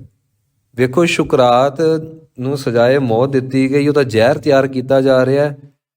ਤੇ ਜਿਸ ਵੇਲੇ ਕਿਸੇ ਨੂੰ ਮੌਤ ਦਿੱਤੀ ਜਾਂਦੀ ਹੈ ਤੇ ਸ਼ੁਕਰਾਤ ਨੂੰ ਸਾਹਮਣੇ ਬਿਠਾ ਕੇ ਕੋਈ ਸੱਜਣ ਸਾਜ਼ ਵਜਾ ਰਿਹਾ ਹੈ, ਇੱਕ ਮਿਊਜ਼ਿਕ ਬੈਰਾਗਮਈ ਵਜਾਇਆ ਜਾ ਰਿਹਾ, ਤੇ ਸ਼ੁਕਰਾਤ ਨੂੰ ਪਤਾ ਮੈਨੂੰ ਮਾਰ ਦੇਣਾ ਹੈ। ਤੇ ਸ਼ੁਕਰਾਤ ਅੰਤਲੇ ਸਮੇਂ ਵਿੱਚ ਪਤਾ ਕੀ ਕਹਿੰਦਾ ਪਿਆ? ਕਹਿੰਦਾ ਸਾਜ਼ ਦਾ ਨਾਮ ਕੀ? ਅੱਗੋਂ ਸਾਜ਼ੀਏ ਨੇ ਦੱਸਿਆ ਇਹ ਨਾਮ। ਅੱਛਾ, ਇਹ ਨਾਮ। ਤੇ ਇਸ ਸਾਜ਼ ਨੂੰ ਜੇਕਰ ਸਿੱਖਣਾ ਹੋਵੇ ਕਿੰਨਾ ਸਮਾਂ ਲੱਗਦਾ ਹੈ? ਅੱਗੋਂ ਉਸ ਬੰਦੇ ਨੇ ਆਖਿਆ ਇਸ ਸਾਜ਼ ਨੂੰ ਸਿੱਖਣਾ ਹੋਵੇ ਤੇ ਘੱਟੋ ਘੱਟ 10 ਸਾਲ ਤੇ ਚਾਹੀਦੇ ਨੇ ਜੇ ਚੰਗੀ ਤਰ੍ਹਾਂ ਸਿੱਖਣਾ। ਤੇ ਅੱਗੋਂ ਕਹਿਣ ਲੱਗਾ ਚਲੋ ਆਪਾਂ ਸ਼ੁਰੂਆਤ ਤੇ ਕਰੀਏ। ਉਸ ਨੂੰ ਪਤਾ ਹੈ ਕਿ ਕੁਝ ਪਲਾਂ ਬਾਅਦ ਜ਼ਹਿਰ ਪਿਆ ਦੇਣਾ, ਮੈਂ ਮਰ ਜਾਣਾ ਹੈ। ਅੰਤਲੇ ਸਮੇਂ ਵਿੱਚ ਵੀ ਉਹ ਕਹਿੰਦਾ ਕਿ ਮੈਨੂੰ ਸਾਜ਼ ਸਿਖਾ। ਉਹਨੇ ਸਾਜ਼ ਫੜਿਆ ਤੇ ਸਿੱਖਦਾ ਪਿਆ। ਜੋ ਜ਼ਹਿਰ ਦਾ ਪਿਆਲਾ ਤਿਆਰ ਕਰਦਾ ਪਿਆ ਸੀ, ਉਹ ਪਿਆਲਾ ਲੈ ਕੇ ਆਇਆ, ਕਹਿਣ ਲੱਗਾ ਕੀ ਕਰਦਾ ਪਿਆ? ਸ਼ੁਕਰਾਤ ਕਹਿਣ ਲੱਗਾ, ਪਰਮਾਤਮਾ ਨੇ ਐਸੀ ਸੁਰਤ ਟਿਕਾਈ ਹੈ, ਕਦੀ ਵੀ ਸੁਰਤ ਦੀ ਜੋ ਮੈਮਰੀ ਹੈ ਨਾ, ਸੁਰਤ ਦਾ ਜੋ ਅੰਦਰ ਖਾਲੀਪਨ ਹੈ, ਕਦੀ ਭਰਦਾ ਨਹੀਂ। ਸਿੱਖਦੇ ਰਹਿਣਾ ਚਾਹੀਦਾ, ਅੰਤਲੇ ਸਵਾਸ ਤੱਕ ਸਿੱਖਦੇ ਰਹਿਣਾ ਚਾਹੀਦਾ। ਤੇ ਅੱਗੋਂ ਕਹਿਣ ਲੱਗਾ, ਹੁਣ ਤੇ ਤੂੰ ਮਰ ਜਾਣਾ ਹੈ, ਤੇਰੇ ਸਿੱਖਣ ਦਾ ਕੀ ਫਾਇਦਾ? ਤੇ ਸ਼ੁਕਰਾਤ ਹੱਸ ਕੇ ਕਹਿਣ ਲੱਗਾ, ਅਸੀਂ ਕਦੀ ਮਰਦੇ ਹੀ ਨਹੀਂ। ਜੋ ਹੁਣ ਸਿੱਖ ਲਿਆ ਮੇਰੀ ਆਤਮਾ ਦੇ ਵਿੱਚ ਸਟੋਰ ਹੋ ਜਾਣਾ, ਜਮ੍ਹਾਂ ਹੋ ਜਾਣਾ। ਅਗਲੇ ਜਨਮ ਦੇ ਵਿੱਚ ਫਿਰ ਮੈਨੂੰ ਸ਼ੁਰੂਆਤ ਤੋਂ ਸ਼ੁਰੂ ਨਹੀਂ ਕਰਨਾ ਪੈਣਾ, ਇਹ ਮੈਨੂੰ ਸੁਤੇ ਸਿੱਧ ਆਇਆ ਹੋਣਾ ਹੈ। ਫਿਰ ਵੇਖੋ ਜੀ, ਸਾਜ਼ ਉਹਨੇ ਕੁਝ ਕੁ ਸਮਾਂ ਵਜਾਇਆ। ਉਹ ਕਹਿਣ ਲੱਗਾ, ਹਾਂ ਮੈਂ ਥੋੜਾ ਸਿੱਖ ਗਿਆ, ਬਾਕੀ ਅਗਲੇ ਜਨਮ 'ਚ ਸਿੱਖ ਲਾਂਗੇ। ਸੋ ਸਿੱਖ ਨੂੰ ਇਸ ਤਰ੍ਹਾਂ ਚਾਹੀਦਾ, ਭਾਵੇਂ 100 ਸਾਲ ਦਾ ਹੋ ਗਿਆ, ਸਿੱਖਣਾ ਚਾਹੀਦਾ। ਤੇ ਸਿੱਖਣ ਦੀ ਲੋੜ ਕਿਉਂ? ਕਿਉਂਕਿ ਸਾਨੂੰ ਆਉਂਦਾ ਨਹੀਂ। ਜੇ ਆਉਂਦਾ ਹੋਵੇ ਫਿਰ ਸਿੱਖਣ ਦੀ ਲੋੜ ਨਹੀਂ। ਤੇ ਸੱਚੇ ਪਾਤਸ਼ਾਹ ਜੀ ਕਿਰਪਾ ਕਰਦੇ ਨੇ ਕਿ ਜੋ ਕੁਦਰਤ ਸ਼ਬਦ ਹੈ ਇਹ ਅਰਬੀ ਭਾਸ਼ਾ ਦਾ ਸ਼ਬਦ ਹੈ। ਫਿਰ ਅਸੀਂ ਸ਼੍ਰੀ ਜਪਜੀ ਸਾਹਿਬ ਜੀ ਦੇ ਵਿੱਚ ਸ਼ਬਦ ਪੜ੍ਹਦੇ ਹਾਂ, ਵਕਤ ਨਾ ਪਾਇਓ ਕਾਦੀਆ ਜੇ ਲਿਖਣ ਲੇਖ ਕੁਰਾਨ। ਇਹ ਕੁਰਾਨ ਸ਼ਬਦ ਵੀ ਅਰਬੀ ਭਾਸ਼ਾ ਦਾ ਹੈ। ਗੁਰਬਾਣੀ ਵਿੱਚ ਕਈ ਥਾਂ ਤੇ ਸ਼ਬਦ ਆਉਂਦਾ ਹੈ ਕੁਰਾਨ। ਤੇ ਕੁਰਾਨ ਜੋ ਸ਼ਬਦ ਹੈ, ਇਸ ਦਾ ਅਰਥ ਹੈ ਇਸਲਾਮ ਧਰਮ ਦਾ ਸਭ ਤੋਂ ਪਵਿੱਤਰ ਗ੍ਰੰਥ। ਜਿਸ ਤਰ੍ਹਾਂ ਅਸੀਂ ਧੰਨ ਧੰਨ ਸ਼੍ਰੀ ਗੁਰੂ ਗ੍ਰੰਥ ਸਾਹਿਬ ਜੀ ਨੂੰ ਰੱਬ ਰੂਪ ਕਰਕੇ ਜਾਣਦੇ ਹਾਂ, ਆਪਣੇ ਤੋਂ ਸਭ ਤੋਂ ਉੱਚਾ ਜਾਣਦੇ ਹਾਂ, ਸਗਲ ਸਮਰੱਥ ਸ਼ਕਤੀਆਂ ਦਾ ਮਾਲਕ ਜਾਣਦੇ ਹਾਂ, ਇਸੇ ਢੰਗ ਦੇ ਨਾਲ ਇਸਲਾਮ ਧਰਮ ਦੇ ਵਿੱਚ ਕੁਰਾਨ ਨੂੰ ਉਹ ਸਭ ਕੁਝ ਜਾਣਦੇ ਨੇ। ਉਹਨਾਂ ਦਾ ਸਭ ਕੁਝ ਕੁਰਾਨ ਹੀ ਹੈ। ਇਹ ਕੁਰਾਨ ਸ਼ਬਦ ਵੀ ਅਰਬੀ ਭਾਸ਼ਾ ਦਾ ਹੈ। ਤੇ ਮਹਾਰਾਜ ਜੀ ਅੱਗੇ ਕਿਰਪਾ ਕਰਦੇ ਨੇ, ਬੰਦ ਖਲਾਸੀ ਭਾਣੈ ਹੋਏ। ਇਹ ਖਲਾਸੀ ਸ਼ਬਦ ਅਰਬੀ ਭਾਸ਼ਾ ਦਾ ਹੈ। ਖਲਾਸੀ ਦਾ ਅਰਥ ਹੁੰਦਾ ਹੈ ਕਿਸੇ ਵੀ ਚੀਜ਼ ਤੋਂ ਛੁਟਕਾਰਾ ਪ੍ਰਾਪਤ ਕਰ ਲੈਣਾ, ਕਿਸੇ ਵੀ ਚੀਜ਼ ਤੋਂ ਮੁਕਤੀ ਮਿਲ ਜਾਣੀ, ਕਿਸੇ ਵੀ ਚੀਜ਼ ਨੂੰ ਅਸੀਂ ਦੂਰ ਕਰ ਦੇਣਾ ਜਿਹੜੀ ਚੀਜ਼ ਸਾਨੂੰ ਜੋੜ ਕੇ ਬੈਠੀ ਸੀ, ਬੰਧਨ ਵਿੱਚ ਲਿਆ ਕੇ ਬੈਠੀ ਸੀ। ਸਾਨੂੰ ਆਜ਼ਾਦੀ ਦੇ ਵਿੱਚ ਉਹ ਚੀਜ਼ ਰੁਕਾਵਟ ਮਹਿਸੂਸ ਹੁੰਦੀ ਸੀ, ਹੁਣ ਉਸ ਚੀਜ਼ ਤੋਂ ਸਾਨੂੰ ਖਲਾਸੀ ਮਿਲ ਗਈ, ਭਾਵ ਕਿ ਮੁਕਤੀ ਮਿਲ ਗਈ। ਇਹ ਵੀ ਸ਼ਬਦ ਅਸੀਂ ਪੰਜਾਬ ਦੇ ਵਿੱਚ ਆਮ ਹੀ ਯੂਜ਼ ਕਰਦੇ ਹਾਂ, ਆਮ ਹੀ। ਇਹ ਸ਼ਬਦ ਅਰਬੀ ਭਾਸ਼ਾ ਦਾ ਹੈ। ਅੱਗੇ ਸ਼ਬਦ ਜੀ ਅਸੀਂ ਛੋਟੇ ਛੋਟੇ ਹੁੰਦੇ ਸੀ ਤੇ ਪੁੱਛਿਆ ਜਾਂਦਾ ਸੀ, ਜੋ ਸਾਡੇ ਬਜ਼ੁਰਗ ਸੀ ਨਾ ਜੀ, ਉਹ ਕਹਿੰਦੇ ਨੇ, ਭਾਈ ਕਿਹੜੀ ਜਮਾਤ ਵਿੱਚ ਹੋ ਗਿਆ? ਤੇ ਅਸੀਂ ਕਹਿ ਦਿੰਦੇ ਸੀ ਚੌਥੀ ਵਿੱਚ, ਤੀਜੀ ਵਿੱਚ।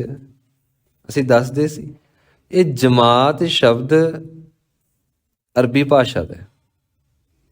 ਤੇ ਮਹਾਰਾਜ ਜੀ ਨੇ ਬਚਨ ਕੀਤਾ, ਆਈ ਪੰਥੀ ਸਗਲ ਜਮਾਤੀ ਮਨ ਜੀਤਾ ਜਗ ਜੀਤ। ਇਹ ਜਮਾਤੀ ਦਾ ਅਰਥ ਹੈ, ਜਮਾਤ ਦਾ ਅਰਥ ਇੱਕ ਪ੍ਰਕਾਰ ਦਾ ਸਥਾਨ ਜਿਹਦੇ ਵਿੱਚ ਜਮਾਤੀ ਬੈਠੇ ਨੇ, ਭਾਵ ਕਿ ਕਿਸੇ ਵੀ ਮਨੁੱਖਾਂ ਦੇ ਸਮੂਹ ਨੂੰ ਜਮਾਤੀ ਆਖਿਆ ਜਾਂਦਾ ਹੈ। ਇਹ ਸ਼ਬਦ ਜਮਾਤ, ਜਮਾਤੀ, ਇਹ ਨਿਰਦੇਸ਼ ਕਰਦਾ ਹੈ, ਇਹ ਸੰਕੇਤ ਕਰਦਾ ਹੈ ਸਮੂਹ ਨੂੰ, ਕਿਸੇ ਵੀ ਚੀਜ਼ ਦੇ ਇਕੱਠ ਨੂੰ। ਆਪ ਜੀ ਕਿਤੇ ਚਲੇ ਜਾਓ ਨਾ ਜੀ, ਮਹਾਰਾਸ਼ਟਰ ਤੋਂ ਅੱਗੇ ਥੋੜ੍ਹੇ ਜਿਹੇ ਪੇਂਡੂ ਏਰੀਏ ਦੇ ਵਿੱਚ, ਤੇ ਉਹਦੇ ਵਿੱਚ ਇਹ ਸ਼ਬਦ ਵਰਤਿਆ ਜਾਂਦਾ ਹੈ ਕਿ ਭੇਡਾਂ ਦਾ ਜੋ ਜਮਾਤੀ ਹੈ ਨਾ, ਸਾਹਮਣੇ ਜਾਓ ਉੱਥੇ ਮਿਲੇਗਾ, ਭਾਵ ਕਿ ਸਮੂਹ।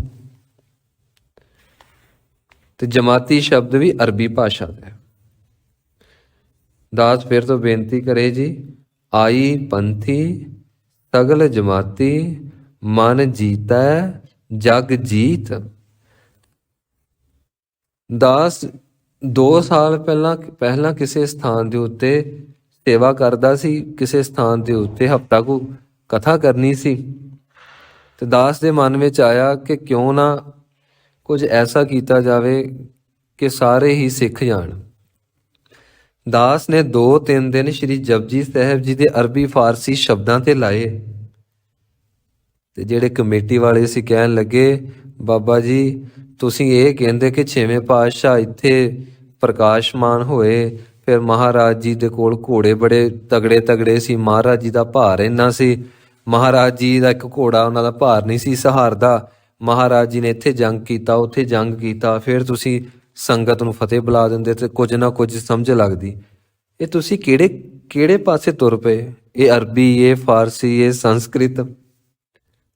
ਤੇ ਇਹ ਸਾਨੂੰ ਇੰਝ ਲੱਗਾ ਕਿ ਜਿਵੇਂ ਅਸੀਂ ਛੋਟੀ ਕਲਾਸ 'ਚ ਬੈਠੇ ਹਾਂ ਤੇ ਅਸੀਂ ਅੱਖਰ ਸਿੱਖਦੇ ਪਏ ਹਾਂ। ਤੇ ਦਾਸ ਨੇ ਬੇਨਤੀ ਕੀਤੀ, ਚਲੋ ਆਪ ਜੀ ਮੈਨੂੰ ਇਹ ਦੱਸ ਦਿਓ, ਕੋਈ 5 ਅੱਖਰ ਹੀ ਦੱਸ ਦਿਓ ਜੋ ਦਾਸ ਨੇ 3 ਦਿਨ ਵਿਆਖਿਆ ਕੀਤੀ ਕਿ ਤੁਹਾਨੂੰ ਸਮਝ ਲੱਗ ਗਏ ਹੋਣ। ਤੁਸੀਂ ਕਹਿ ਰਹੇ ਹੋ ਕਿ ਇਹ ਤਾਂ ਆਮ ਜਿਹੇ ਅੱਖਰ ਨੇ, ਇਹ ਤਾਂ ਕਥਾ ਹੋਈ ਨਹੀਂ। ਤੇ ਦਾਸ ਨੇ ਬੇਨਤੀ ਕੀਤੀ, ਅਸਲ ਵਿੱਚ ਇਹੀ ਕਥਾ ਹੈ, ਜਿਹੜੀ ਕਥਾ ਦੇ ਨਾਲ ਤੁਸੀਂ ਗੁਰੂ ਕੀ ਬਾਣੀ ਦੇ ਪ੍ਰਤੀ ਗਿਆਨ ਪ੍ਰਾਪਤ ਕਰ ਲਵੋ ਤੇ ਤੁਹਾਡੇ ਅੰਦਰ ਕਿਉਰਿਓਸਿਟੀ ਪੈਦਾ ਹੋਵੇ, ਤਾਂਘ ਪੈਦਾ ਹੋਵੇ, ਇੱਛਾ ਪੈਦਾ ਹੋਵੇ ਕਿ ਅਸੀਂ ਸਿੱਖਣਾ ਹੈ। ਤੇ ਕਥਾ ਦਾ ਹੋਰ ਕੋਈ ਮੰਤਵ ਨਹੀਂ, ਇਹ ਸਿੱਖ ਕੇ ਗੁਰੂ ਮਹਾਰਾਜ ਜੀ ਦੇ ਸਿਮਰਨ ਤੇ ਸੇਵਾ ਦੇ ਵਿੱਚ ਜੁੜਨਾ ਹੈ। ਤੇ ਪਰ ਸਾਨੂੰ ਆਉਂਦਾ ਕੁਝ ਨਹੀਂ, ਅਸੀਂ ਸੋਚਦੇ ਹਾਂ ਕਿ ਸਾਨੂੰ ਸਾਰਾ ਕੁਝ ਆਉਂਦਾ ਹੈ, ਸਾਨੂੰ ਸਿੱਖਣ ਦੀ ਲੋੜ ਨਹੀਂ। ਇੱਥੋਂ ਤੱਕ ਜੋ ਸਾਨੂੰ ਆਉਂਦਾ ਹੈ, ਸਾਨੂੰ ਇਹ ਨਹੀਂ ਪਤਾ ਕਿ ਇਹ ਜੋ ਆਉਂਦਾ ਇਹਨੂੰ ਕਹਿੰਦੇ ਕੀ ਨੇ, ਕਿਹੜੀ ਭਾਸ਼ਾ 'ਚੋਂ ਆਇਆ। ਜਿਸ ਤਰ੍ਹਾਂ ਹੁਣ ਕਿਸੇ ਸਵਾਣੀ ਨੇ ਪ੍ਰਸ਼ਾਦਾ ਬਣਾਉਣਾ ਹੋਵੇ ਤੇ ਉਹ ਸਵਾਣੀ ਨੂੰ ਮਿੱਟੀ ਦੇ ਢੇਰ ਦੇ ਵਿੱਚ ਤੇ ਆਟੇ ਦੇ ਢੇਰ ਦੇ ਵਿੱਚ ਫਰਕ ਨਾ ਪਤਾ ਲੱਗੇ ਤੇ ਉਹ ਮਿੱਟੀ ਦਾ ਹੀ ਆਟਾ ਬਣਾ ਕੇ ਸਾਨੂੰ ਪ੍ਰਸ਼ਾਦੇ ਬਣਾ ਕੇ ਖਵਾ ਦੇਵੇ, ਤੇ ਦੱਸੋ ਜੀ ਫਿਰ ਅਸੀਂ ਇਹੀ ਸ਼ਬਦ ਵਰਤਾਂਗੇ ਕਿ ਇਹਨੂੰ ਇੰਨੀ ਵੀ ਸਮਝ ਨਹੀਂ ਇਸ ਮਾਈ ਨੂੰ, ਇਸ ਬੀਬੀ ਨੂੰ, ਕਿ ਪ੍ਰਸ਼ਾਦਾ ਹਮੇਸ਼ਾ ਆਟੇ ਦਾ ਬਣਾਇਆ ਜਾਂਦਾ। ਜੋ ਕਣਕ ਨੂੰ ਪੀਸ ਕੇ ਆਟਾ ਬਣਾਇਆ ਜਾਂਦਾ ਉਹਦਾ ਪ੍ਰਸ਼ਾਦਾ ਬਣਾਇਆ ਜਾਂਦਾ, ਕਦੀ ਪ੍ਰਸ਼ਾਦਾ ਮਿੱਟੀ ਦਾ ਬਣਾਇਆ ਜਾਂਦਾ। ਸਮਝ ਨਹੀਂ। ਪਰ ਸੱਚ ਇਹ ਹੈ, ਇੰਨੀ ਗਹਿਰਾਈ ਦੇ ਵਿੱਚ ਜਿਸ ਦਿਨ ਸਾਡੇ ਪ੍ਰਚਾਰਕ ਜਾਣ ਲੱਗ ਪਏ, ਜਿਸ ਦਿਨ ਬੰਦਗੀ ਦੇ ਵਿੱਚ ਸਾਡੇ ਕਥਾਵਾਚਕ ਜੁੜ ਗਏ ਨਾ ਜੀ, ਉਸ ਦਿਨ ਗੁਰੂ ਨਾਨਕ ਦੇ ਪੰਥ ਦਾ ਪ੍ਰਚਾਰ ਹੋਣਾ, ਗੁਰੂ ਨਾਨਕ ਦੇ ਮਹਾਰਾਜ ਜੀ ਦੇ ਇਸ ਧਰਮ ਦਾ ਪ੍ਰਚਾਰ ਹੋਣਾ, ਸ਼ਬਦ ਦਾ ਪ੍ਰਚਾਰ ਹੋਣਾ। ਤੇ ਸਾਡੇ ਤਾਂ ਹੁਣ ਇਹ ਕਹਿਣ ਲੱਗ ਪਏ ਜੀ ਪ੍ਰਚਾਰ ਦੀ ਕਮੀ, ਜੀ ਪ੍ਰਚਾਰ ਦੀ ਕਮੀ। ਦਾਸ ਨੇ ਜਿਤਨਾ ਇਤਿਹਾਸ ਪੜ੍ਹਿਆ, ਦਾਸ ਇਹ ਦੇਖਦਾ ਕਿ ਪੁਰਾਤਨ ਸਮੇਂ ਦੇ ਵਿੱਚ ਕੋਈ ਕੀਰਤਨ ਦਰਬਾਰ ਨਹੀਂ ਸੀ ਕਰਾਏ ਜਾਂਦੇ ਬਹੁਤੇ, ਜਿੰਨੇ ਅੱਜ ਕਰਾਏ ਜਾਂਦੇ ਨੇ। ਜਿੰਨੇ ਅੱਜ ਕਰਾਏ ਜਾਂਦੇ ਨੇ ਨਾ ਕੀਰਤਨ ਦਰਬਾਰ, ਪਹਿਲਾਂ ਨਹੀਂ ਸੀ ਕਰਾਏ ਜਾਂਦੇ। ਜਿੰਨੇ ਅੱਜ ਸ਼੍ਰੀ ਅਖੰਡ ਪਾਠ ਸਾਹਿਬ ਪ੍ਰਕਾਸ਼ ਕੀਤੇ ਜਾਂਦੇ, ਪਹਿਲਾਂ ਨਹੀਂ ਸੀ ਕਰਾਏ ਜਾਂਦੇ, ਨਹੀਂ ਸੀ ਕੀਤੇ ਜਾਂਦੇ।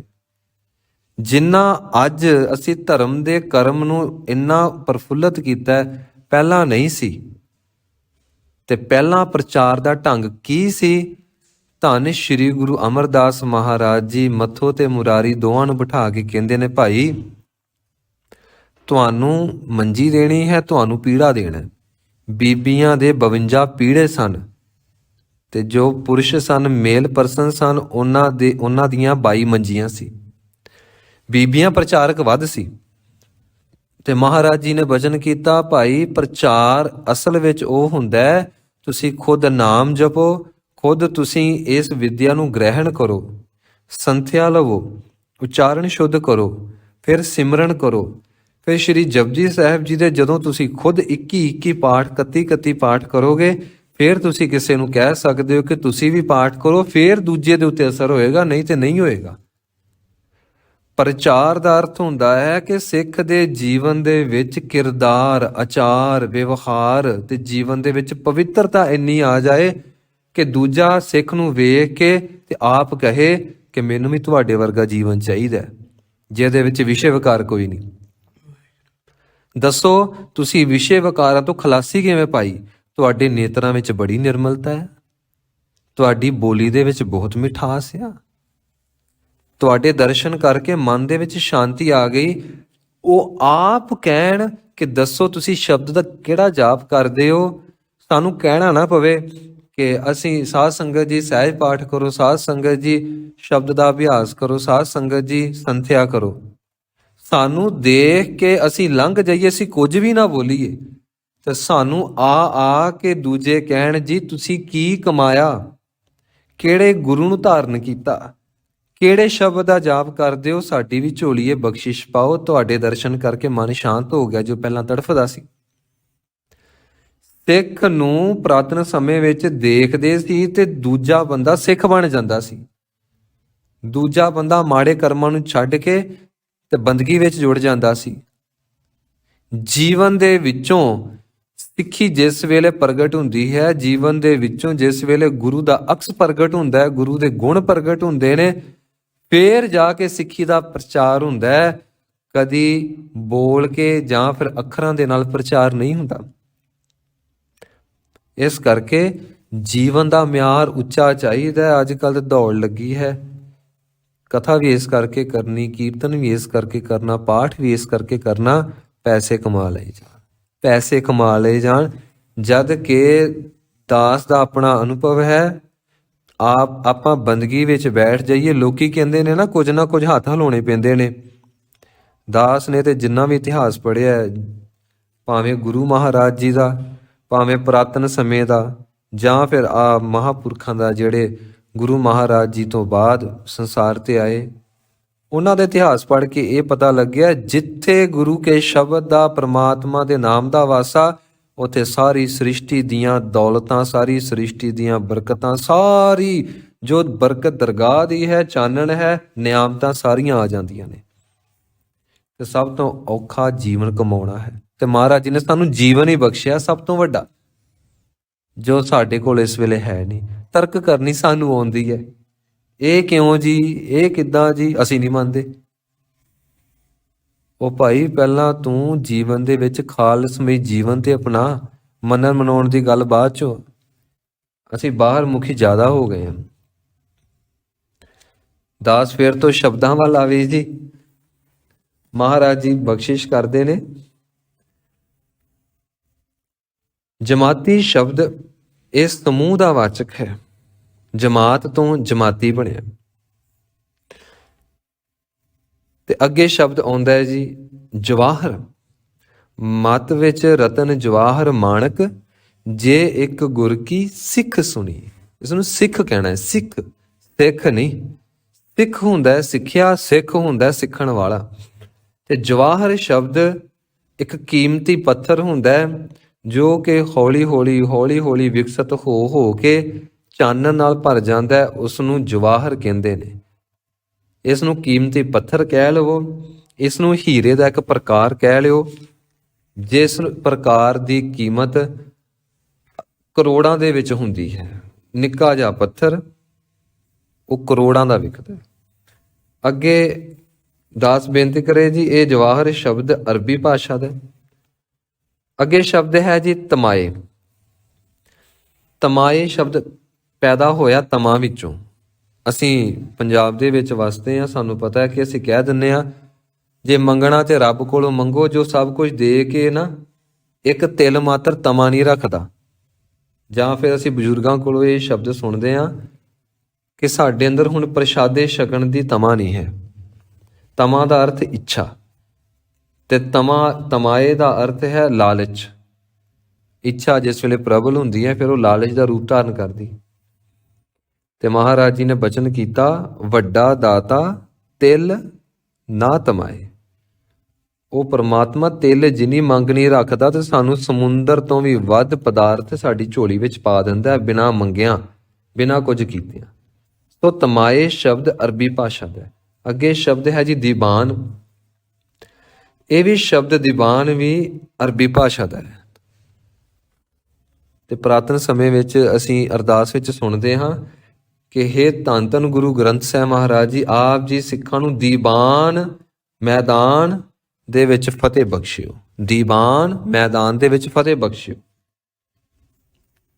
ਤੇ ਦੀਵਾਨ ਦਾ ਅਰਥ ਹੁੰਦਾ ਹੈ ਜੀ ਕਚਹਿਰੀ। ਦੀਵਾਨ ਦਾ ਅਰਥ ਹੁੰਦਾ ਹੈ ਦਰਬਾਰ। ਦੀਵਾਨ ਦਾ ਅਰਥ ਹੁੰਦਾ ਹੈ ਜਿਸ ਥਾਂ ਤੇ ਖੜ ਕੇ ਕਿਸੇ ਵੀ ਚੀਜ਼ ਨੂੰ ਨਖੇੜਿਆ ਜਾਵੇ, ਸੱਚ ਅਤੇ ਝੂਠ ਦਾ ਨਿਰਣਾ ਕੀਤਾ ਜਾਵੇ, ਉਸ ਨੂੰ ਆਖਿਆ ਜਾਂਦਾ ਹੈ ਦੀਵਾਨ। ਅਮੁੱਲ ਧਰਮ ਅਮੁੱਲ ਦੀਵਾਨ। ਇੱਥੇ ਅਨਾਣਾ ਸ਼ਬਦ ਯੂਜ਼ ਕਰਨਾ ਹੈ। ਅਮੁੱਲ ਧਰਮ ਅਮੁੱਲ ਦੀਵਾਨ। ਕਈ ਵਾਰੀ ਅਸੀਂ ਦੀਵਾਨ ਕਹਿ ਦਿੰਦੇ ਹਾਂ, ਦੀਵਾਨ ਨਹੀਂ, ਇਹ ਹੈ ਦੀਵਾਨ। ਅੱਗੇ ਸ਼ਬਦ ਅਸੀਂ ਦੇਖਦੇ ਹਾਂ ਜੀ ਨਦਰ, ਨੰਨਾ ਦੱਦਾ ਰਾਰੇ ਨੂੰ ਸਿਹਾਰੀ, ਇਹ ਵੀ ਨਦਰ ਸ਼ਬਦ ਵੀ ਅਰਬੀ ਭਾਸ਼ਾ ਦਾ ਹੈ। ਇਹ ਵੀ ਗੁਰੂ ਗ੍ਰੰਥ ਸਾਹਿਬ ਮਹਾਰਾਜ ਜੀ ਵਿੱਚ ਆਉਂਦਾ ਹੈ, ਬਾਰ-ਬਾਰ ਹੁੰਦਾ ਹੈ। ਨਦਰ ਕਰਹਿ ਤਾਂ ਸਿਮਰਿਆ ਜਾਏ। ਨਦਰ ਦਾ ਅਰਥ ਹੁੰਦਾ ਹੈ ਜੀ ਦ੍ਰਿਸ਼ਟੀ। ਨਦਰ ਦਾ ਅਰਥ ਹੁੰਦਾ ਹੈ ਨੇਤਰਾਂ ਦੁਆਰਾ ਆਪਣੀ ਅੰਦਰ ਦੀ ਸ਼ਕਤੀ ਦੂਸਰੇ ਨੂੰ ਦੇ ਦੇਣੀ। ਨਦਰ ਦਾ ਅਰਥ ਹੁੰਦਾ ਹੈ ਕਿਸੇ ਦੇ ਉੱਤੇ ਕਿਰਪਾਲਤਾ ਕਰ ਦੇਣੀ। ਨਦਰ ਦਾ ਅਰਥ ਹੁੰਦਾ ਹੈ ਸਵੱਲੀ ਨਿਗਾਹ ਕਰਕੇ ਦੂਜੇ ਉੱਤੇ ਤਰਸ ਕਰ ਲੈਣਾ, ਉਸ ਨੂੰ ਆਖਿਆ ਜਾਂਦਾ ਹੈ ਨਦਰ। ਅਰਬੀ ਭਾਸ਼ਾ ਦਾ ਸ਼ਬਦ ਹੈ ਉਹ ਵੇਖੈ ਉਹਨਾਂ ਨਦਰ ਨਾ ਆਵੇ। ਭਾਵ ਕਿ ਸਾਰੀ ਸ੍ਰਿਸ਼ਟੀ ਨੂੰ ਰੱਬ ਨੇ ਪੈਦਾ ਕੀਤਾ, ਬ੍ਰਹਮਾ ਵਿਸ਼ਨੂੰ ਮਹੇਸ਼ ਨੂੰ ਰੱਬ ਨੇ ਪੈਦਾ ਕੀਤਾ, ਪਰ ਰੱਬ ਉਹਨਾਂ ਨੂੰ ਨਜ਼ਰ ਨਹੀਂ ਆਉਂਦਾ ਪਿਆ। ਉਹ ਵੇਖੈ ਉਹਨਾਂ ਨਜ਼ਰ ਨਾ ਆਵੇ, ਬਹੁਤਾ ਇਹੋ ਵਿਡਾਣ। ਤੇ ਇਸ ਪੰਕਤੀ ਦਾ ਅਰਥ ਆਪਾਂ ਕਰਾਂਗੇ ਜੀ, ਪਰਮੇਸ਼ਵਰ ਦੀ ਦਇਆ ਦੀ ਦ੍ਰਿਸ਼ਟੀ ਹੋਏਗੀ ਤੇ ਫਿਰ ਜਾ ਕੇ ਮਨੁੱਖ ਨੂੰ ਪਰਮੇਸ਼ਵਰ ਦੇ ਦਰਸ਼ਨ ਹੁੰਦੇ ਨੇ। ਅਸੀਂ ਇੱਕ ਹੋਰ ਸ਼ਬਦ ਪੜ੍ਹਦੇ ਹਾਂ, ਜੇ ਤਿਸ ਨਦਰ ਨਾ ਆਵਈ ਤਾਂ ਬਾਤ ਨਾ ਪੁੱਛੈ ਕਿ। ਵੇਖੋ ਸਾਡਾ ਨਿਤਨੇਮ ਹੈ ਤੇ ਫਿਰ ਵੀ ਅਸੀਂ ਗੁਰੂ ਦੀ ਆਗਿਆ ਨੂੰ ਸਮਝਣ ਤੋਂ ਬਿਨਾਂ ਅਸੀਂ ਇਹ ਸੋਚਦੇ ਹਾਂ ਕਿ ਅੱਛਾ ਇਹ ਟ੍ਰੈਡੀਸ਼ਨਲ ਵਰਕ ਹੈ, ਟ੍ਰੈਡੀਸ਼ਨਲ ਜੋਬ ਹੈ, ਇਸ ਨੂੰ ਕਰ ਲਓ, 1 ਘੰਟਾ ਕਰ ਲਓ ਨਿਤਨੇਮ, ਬਸ ਫਿਰ ਆਪਾਂ ਫ੍ਰੀ। ਇਹ ਜੋਬ ਕਰਕੇ ਤੇ ਸਾਨੂੰ ਇਹ ਪਤਾ ਲੱਗਣਾ ਕਿ ਸਾਰੀ ਦਿਹਾੜੀ ਤੂੰ ਰੱਬ ਨੂੰ ਭੁੱਲਣਾ ਨਹੀਂ, ਸਿਮਰਨ ਕਰਦੇ ਰਹਿਣਾ ਭਾਈ, ਸਵਾਸ ਬੜੇ ਕੀਮਤੀ ਨੇ। ਜੇ ਤਿਸ ਨਦਰ ਨਾ ਆਵਈ ਤਾਂ ਬਾਤ ਨਾ ਪੁੱਛਿਆ ਕਿ। ਨਦਰ ਸ਼ਬਦ ਅਰਬੀ ਭਾਸ਼ਾ ਦਾ। ਫਿਰ ਅੱਗੇ ਸ਼ਬਦ ਆਉਂਦਾ ਹੈ ਜੀ ਨਦਰੀ। ਨਦਰੀ ਸ਼ਬਦ ਨਾਨਕ ਨਦਰੀ, ਨਦਰ ਨਿਹਾਲ। ਨਦਰੀ ਦਾ ਅਰਥ ਹੈ ਪਰਮੇਸ਼ਵਰ ਦੀ ਕਿਰਪਾ ਦ੍ਰਿਸ਼ਟੀ। ਨਦਰ ਦਾ ਅਰਥ ਹੈ ਕਿਰਪਾ ਦ੍ਰਿਸ਼ਟੀ। ਨਦਰੀ ਦਾ ਅਰਥ ਹੈ ਕਿਰਪਾ ਦ੍ਰਿਸ਼ਟੀ ਦੁਆਰਾ, ਕਿਰਪਾ ਦ੍ਰਿਸ਼ਟੀ ਦੇ ਸਦਕਾ, ਕਿਰਪਾ ਦ੍ਰਿਸ਼ਟੀ ਦੇ ਬਾਅਦ ਜੋ ਬਖਸ਼ਿਸ਼ ਵਰਤਦੀ ਹੈ। ਬਾਣੀ ਵਿੱਚ ਅਸੀਂ ਭਜਨ ਪੜ੍ਹਦੇ ਹਾਂ, ਕਰਮੀ ਆਵੈ ਕੱਪੜਾ ਨਦਰੀ ਮੋਖ ਦੁਆਰ। ਨਦਰੀ ਮੋਖ ਦੁਆਰ, ਇਹ ਨਦਰੀ ਸ਼ਬਦ ਹੈ ਅਰਬੀ ਭਾਸ਼ਾ ਦਾ। ਇਹ ਸਾਡੇ ਹਿਰਦਿਆਂ ਵਿੱਚ ਉਕਰਿਆ ਜਾਵੇ ਸਾਰਾ ਕੁਝ। ਅੱਗੇ ਅਸੀਂ ਇੱਕ ਹੋਰ ਬਾਣੀ ਵਿੱਚੋਂ ਵਚਨ ਪੜ੍ਹਦੇ ਹਾਂ, ਨਦਰੀ ਕਿਸੇ ਨਾ ਆਵਊ ਨਾ ਕਿਛ ਪੀਆ ਨਾ ਖਾਓ। ਇੱਥੇ ਨਦਰੀ ਦਾ ਅਰਥ ਵੀ ਇਹੀ ਹੈ, ਕਿਰਪਾ ਦ੍ਰਿਸ਼ਟੀ ਦੇ ਨਾਲ, ਮਿਹਰ ਦੀ ਦ੍ਰਿਸ਼ਟੀ ਦੇ ਨਾਲ। ਨਾਨਕ ਨਦਰੀ ਨਦਰ ਕਰੇ ਤਾਂ ਨਾਮ ਧਨ ਪੱਲੇ ਜੀਓ, ਨਾਮ ਧਨ ਪੱਲੇ ਪਾਏ। ਅੱਗੇ ਜੋ ਅਸੀਂ ਅੰਤਲੀ ਪੰਕਤੀ ਪੜ੍ਹਦੇ ਹਾਂ ਨਾ ਜੀ, ਉਹ ਹੈ ਜਿਨੀ ਨਾਮ ਧਿਆਇਆ ਗਏ ਮਸਕਤ ਘਾਲ। ਇਹ ਮਸਕਤ ਸ਼ਬਦ ਅਰਬੀ ਭਾਸ਼ਾ ਦਾ ਹੈ। ਅਸੀਂ ਇਸ ਨੂੰ ਸੱਸੇ ਦੇ ਪੈਰ 'ਚ ਬਿੰਦੀ ਲਾ ਕੇ ਆਮ ਬੋਲ ਚਾਲ ਦੀ ਭਾਸ਼ਾ ਵਿੱਚ ਬੋਲਦੇ ਹਾਂ ਮਸ਼ੱਕਤ, ਪਰ ਇਹ ਸ਼ਬਦ ਮਸਕਤ ਹੈ। ਅਸਲੀ ਸਵਰੂਪ ਇਹਦਾ ਅਰਬੀ ਭਾਸ਼ਾ ਦਾ, ਇਹਦਾ ਅਰਥ ਹੈ ਐਫਰਟ ਕਰਨਾ। ਇਹਦਾ ਅਰਥ ਹੈ ਕਿਸੇ ਵੀ ਗੋਲ ਨੂੰ ਪ੍ਰਾਪਤ ਕਰਨ ਲਈ, ਕਿਸੇ ਵੀ ਟੀਚੇ ਨੂੰ ਪ੍ਰਾਪਤ ਕਰਨ ਲਈ ਲਗਾਤਾਰ ਮਸ਼ੱਕਤ ਕਰਨੀ, ਲਗਾਤਾਰ ਸਮਾਂ ਦੇਣਾ, ਲਗਾਤਾਰ ਸਰੀਰ ਦੀ ਐਨਰਜੀ, ਦਿਮਾਗ ਦੀ ਐਨਰਜੀ, ਆਤਮਾ ਦੀ ਐਨਰਜੀ ਦੇ ਦੇ ਕੇ ਮਿਹਨਤ ਕਰਨੀ। ਘਾਲਣਾ, ਘਾਲਣ ਨੂੰ ਮਸਕਤ ਕਹਿੰਦੇ ਨੇ। ਸੋ ਇਹ ਦਾਸ ਨੂੰ ਜਿਤਨੇ ਕੁ ਸ਼ਬਦ ਅਰਬੀ ਭਾਸ਼ਾ ਦੇ ਧੰਨ ਧੰਨ ਸ਼੍ਰੀ ਗੁਰੂ ਗ੍ਰੰਥ ਸਾਹਿਬ ਜੀ ਦੀ ਸਭ ਤੋਂ ਪਹਿਲੀ ਬਾਣੀ ਸ਼੍ਰੀ ਜਪਜੀ ਸਾਹਿਬ ਜੀ ਦੇ ਵਿੱਚ ਦਾਸ ਨੂੰ ਦ੍ਰਿਸ਼ਟਮਾਨ ਹੋਏ, ਤੁੱਛ ਬੁੱਧੀ ਅਨੁਸਾਰ ਜੋ ਸਮਝ ਲੱਗੀ, ਦਾਸ ਨੇ ਆਪ ਜੀ ਦੇ ਸਨਮੁਖ ਰੱਖੇ ਜੀ। ਤੇ ਸਾਨੂੰ ਇਸ ਚੀਜ਼ ਦਾ ਗਿਆਨ ਹੋਣਾ ਚਾਹੀਦਾ ਹੈ ਕਿ ਅਰਬੀ ਭਾਸ਼ਾ ਦੇ ਇਹ ਸਾਰੇ ਦੇ ਸਾਰੇ ਸ਼ਬਦ ਨੇ। ਤੇ ਦਾਸ ਦਾ ਤੇ ਚਿੱਤ ਕਰਦਾ ਸੀ ਕਿ ਇਹ ਜਿੰਨੇ ਵੀ ਸ਼ਬਦ ਨੇ ਨਾ ਜੀ, ਇਹ ਦਾਸ ਲਗਾਤਾਰ ਆਪ ਜੀ ਦੇ ਸਨਮੁਖ ਇਸ ਨੂੰ ਉਚਾਰਨ ਕਰੇ, ਤਾਂ ਜੋ ਆਪ ਜੀ ਇਸ ਕਿਸੇ ਸਥਾਨ ਦੇ ਉੱਤੇ ਅਭਿਆਸ ਕਰਨਾ ਹੋਵੇ ਤੇ ਛੋਟਾ ਜਿਹਾ ਕਲਿੱਪ ਆਪ ਜੀ ਕੱਟ ਕੇ ਆਪ ਜੀ ਅਭਿਆਸ ਕਰ ਸਕਦੇ ਹੋ। ਅਰਬੀ ਭਾਸ਼ਾ ਦੇ ਸ਼ਬਦ ਨੇ ਅਸਲੂ ਸਲਾਮਤ, ਸਾਹਿਬ, ਸਾਬੂਨ, ਸਿਫਤ, ਸੁਹਾਣ, ਸੁਲਤਾਨ, ਸ਼ੇਖ, ਹਰਾਮਖੋਰ, ਹਾਦਰਾ, ਖਦੂਰ, ਹੁਕਮ, ਹੁਕਮੀ, ਹੁਕਮੈ, ਹੁਕਮੇ, ਕਰਮੀ, ਕਲਮ, ਕਾਗਦ, ਕੁਦਰਤ, ਕੁਰਾਨ, ਖਲਾਸੀ, ਜਮਾਤੀ, ਜਵਾਹਰ, ਤਮਾਏ, ਦੀਵਾਨ, ਨਦਰ, ਨਦਰੀ, ਮਸਕਤ। ਇੱਕ ਸ਼ਬਦ ਵਿਸਰ ਗਿਆ ਸੀ, ਉਹ ਹੈ ਇੱਕ। ਇੱਕ ਸ਼ਬਦ ਦਾ ਬਹੁਤ ਧਿਆਨ ਦੇ ਨਾਲ ਖਿਆਲ ਰੱਖਣਾ। ਇੱਕ ਸ਼ਬਦ ਇਹ ਅਰਬੀ ਭਾਸ਼ਾ ਦਾ ਹੈ। ਸੋ ਅੱਜ ਆਪਾਂ ਅਰਬੀ ਭਾਸ਼ਾ ਦੇ ਬਾਬਤ ਅਸੀਂ ਜਾਣਿਆ ਜੀ। ਸੱਚੇ ਪਾਤਸ਼ਾਹ ਜੀ ਕਿਰਪਾ ਕਰਨ, ਆਪਾਂ ਜੇਕਰ ਇੱਕ ਇੱਕ ਸ਼ਬਦ ਨੂੰ ਸਿੱਖਣ ਦਾ ਪ੍ਰਣ ਕਰੀਏ ਤੇ ਸਤਿਗੁਰੂ ਬੜੀ ਬਖਸ਼ਿਸ਼ ਕਰਨਗੇ। ਇਸ ਜਨਮ ਦੇ ਵਿੱਚ ਬੰਦਗੀ ਕਰਦੇ ਰਹੀਏ। ਜੇਕਰ ਇਸ ਜਨਮ ਦੇ ਵਿੱਚ ਰੱਬੀ ਮਿਲਾਪ ਨਾ ਹੋਇਆ ਤੇ ਕੋਈ ਗੱਲ ਨਹੀਂ, ਫਿਰ ਵੀ ਆਉਣ ਵਾਲੇ ਸਮੇਂ ਦੇ ਵਿੱਚ ਹੋ ਜਾਏਗਾ। ਅਸੀਂ ਬੀਜ ਬੀਜੀਏ। ਜਿਵੇਂ ਇੱਕ ਉਹ ਪਰਿਵਾਰ ਹੈ, ਇੱਕ ਉਹ ਬੰਦਾ ਹੈ ਜਿਸ ਬੰਦੇ ਨੇ ਰੋਜ਼ 1 ਰੁਪਈਆ ਇਕੱਠਾ ਕਰਕੇ ਆਪਣੇ 2-3 ਜੰਮਦੇ ਬੱਚੇ ਨੇ, ਉਹਨਾਂ ਦੇ ਨਾਂ ਤੇ 1 ਰੁਪਈਆ ਕੱਢਦਾ। 25 ਸਾਲ ਬਾਅਦ ਉਹਦੇ ਹੱਥ ਪੱਲੇ ਕੁਝ ਨਾ ਕੁਝ ਹੁੰਦਾ। ਤੇ ਜਿਸ ਮਨੁੱਖ ਨੇ ਇਹ ਕਿਹਾ ਲੈ 1 ਰੁਪਈਏ ਦੇ ਨਾਲ ਕੀ ਹੁੰਦਾ, 1 ਰੁਪਈਏ ਦੇ ਨਾਲ ਬੰਦਾ ਕਿਹੜੀ ਚੀਜ਼ ਲੈ ਲਏਗਾ। ਤੇ ਹੁਣ ਜਿਸ ਵੇਲੇ ਉਹ ਬੰਦਾ ਦੇਖਦਾ ਕਿ ਮੈਂ ਤਾਂ ਇੱਕ ਬੱਚੇ ਵਾਸਤੇ ਇੱਕ ਦਿਨ ਵਿੱਚ 365 ਰੁਪਈਏ ਕਮਾ ਲਏ, ਭਾਵ ਕਿ ਇਕੱਠੇ ਕਰ ਲਏ, ਤੇ 25 ਸਾਲਾਂ ਦੇ ਵਿੱਚ ਮੈਂ ਇੰਨੇ ਰੁਪਈਏ ਇਕੱਠੇ ਕਰ ਲਏ, ਤੇ ਦੱਸ ਵੀ ਤੂੰ ਕੀ ਇਕੱਠਾ ਕੀਤਾ।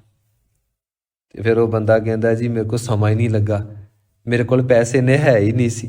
ਹੁਣ ਜਿਹੜਾ ਬੰਦਾ 1 ਰੁਪਈਆ ਇਕੱਠਾ ਕਰਦਾ ਆ, 25 ਸਾਲਾਂ ਬਾਅਦ ਬੈਂਕ ਉਹਨੂੰ ਵਿਦ ਇੰਟਰਸਟ, ਵਿਦ ਸਕੀਮ ਉਹਨੂੰ ਸਾਰਾ ਕੁਝ ਦਿੰਦਾ। ਤੇ ਇਹ ਤੇ ਗੁਰੂ ਨਾਨਕ ਦਾ ਘਰ ਹੈ। ਸੰਸਾਰੀ ਕੋਈ ਬੰਦਾ ਮਿਹਨਤ ਮਜ਼ਦੂਰੀ ਕਰੇ ਤੇ ਸੰਸਾਰੀ ਮਾਲਕ ਇਹ ਕਹਿੰਦਾ ਹੈ ਕਿ ਇਸ ਤੋਂ ਪਹਿਲਾਂ ਕਿ ਇਹਦਾ ਪਸੀਨਾ ਧਰਤੀ ਤੇ ਡੁੱਲੇ, ਮੈਂ ਇਹਦੇ ਪਸੀਨੇ ਨੂੰ ਧਰਤੀ ਤੇ ਡੁੱਲਣ ਤੋਂ ਪਹਿਲਾਂ ਇਹਦੀ ਜੇਬ ਦੇ ਵਿੱਚ ਪੈਸੇ ਪਾ ਦੇਣੇ ਨੇ। ਸਾਡਾ ਪੰਜਾਬੀਆਂ ਦਾ, ਸਾਡਾ ਸਿੱਖਾਂ ਦਾ ਐਸਾ ਹਿਰਦਾ ਹੈ। ਤੇ ਜੇਕਰ ਅਸੀਂ ਸ਼੍ਰੀ ਜਪਜੀ ਸਾਹਿਬ ਜੀ ਦਾ ਪਾਠ ਕਰਾਂਗੇ ਤੇ ਕੀ ਗੁਰੂ ਮਹਾਰਾਜ ਜੀ ਸਾਡੀ ਝੋਲੀ ਵਿੱਚ ਸੁੱਖ ਨਾ ਪਾਉਣਗੇ।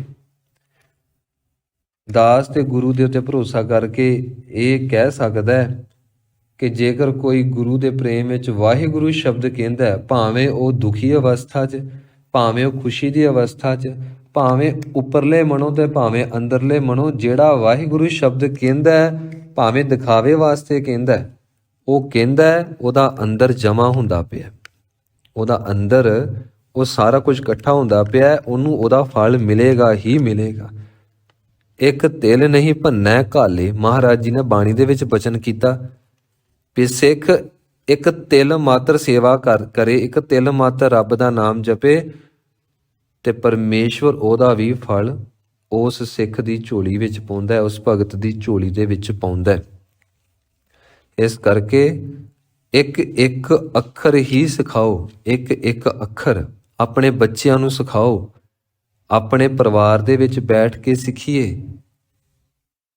ਭਾਵੇਂ ਇਸ ਢੰਗ ਨਾਲ ਸਿੱਖ ਲਵੋ ਕਿ ਅਸੀਂ ਗਿਆਨ ਅਰਜਿਤ ਕਰਨਾ, ਭਾਵੇਂ ਇਸ ਢੰਗ ਨਾਲ ਸਿੱਖ ਲਵੋ ਕਿ ਅਸੀਂ ਗੁਰੂ ਮਹਾਰਾਜ ਜੀ ਵੱਲੋਂ ਵਰੋਸਾਏ ਹੋਏ ਹਾਂ। ਹਰ ਇੱਕ ਮਨੁੱਖ, ਹਰ ਇੱਕ ਸਿੱਖ ਆਪਣੇ ਆਪ ਵਿੱਚ ਟਕਸਾਲ ਹੈ, ਆਪਣੇ ਆਪ ਵਿੱਚ ਗੁਰੂ ਘਰ ਹੈ, ਆਪਣੇ ਆਪ ਦੇ ਵਿੱਚ ਗੁਰਦੁਆਰਾ ਸਾਹਿਬ ਹੈ। ਗੁਰਦੁਆਰਾ ਸਾਹਿਬ ਉਹ ਜਿਹਦੇ ਅੰਦਰ ਪ੍ਰਕਾਸ਼ ਹੋ ਗਿਆ, ਤੇ ਸਾਡੇ ਅੰਦਰ ਗੁਰੂ ਮਹਾਰਾਜ ਜੀ ਦਾ ਪ੍ਰਕਾਸ਼ ਹੈ। ਇਹ ਗੱਲ ਵੱਖਰੀ ਵੀ ਕਿਸੇ ਨੇ ਉਸ ਪ੍ਰਕਾਸ਼ ਨੂੰ ਦੇਖ ਲਿਆ ਤੇ ਕਿਸੇ ਨੇ ਦੇਖਿਆ ਨਹੀਂ, ਹੈ ਦੋਵਾਂ ਦੇ ਵਿੱਚ ਹੀ।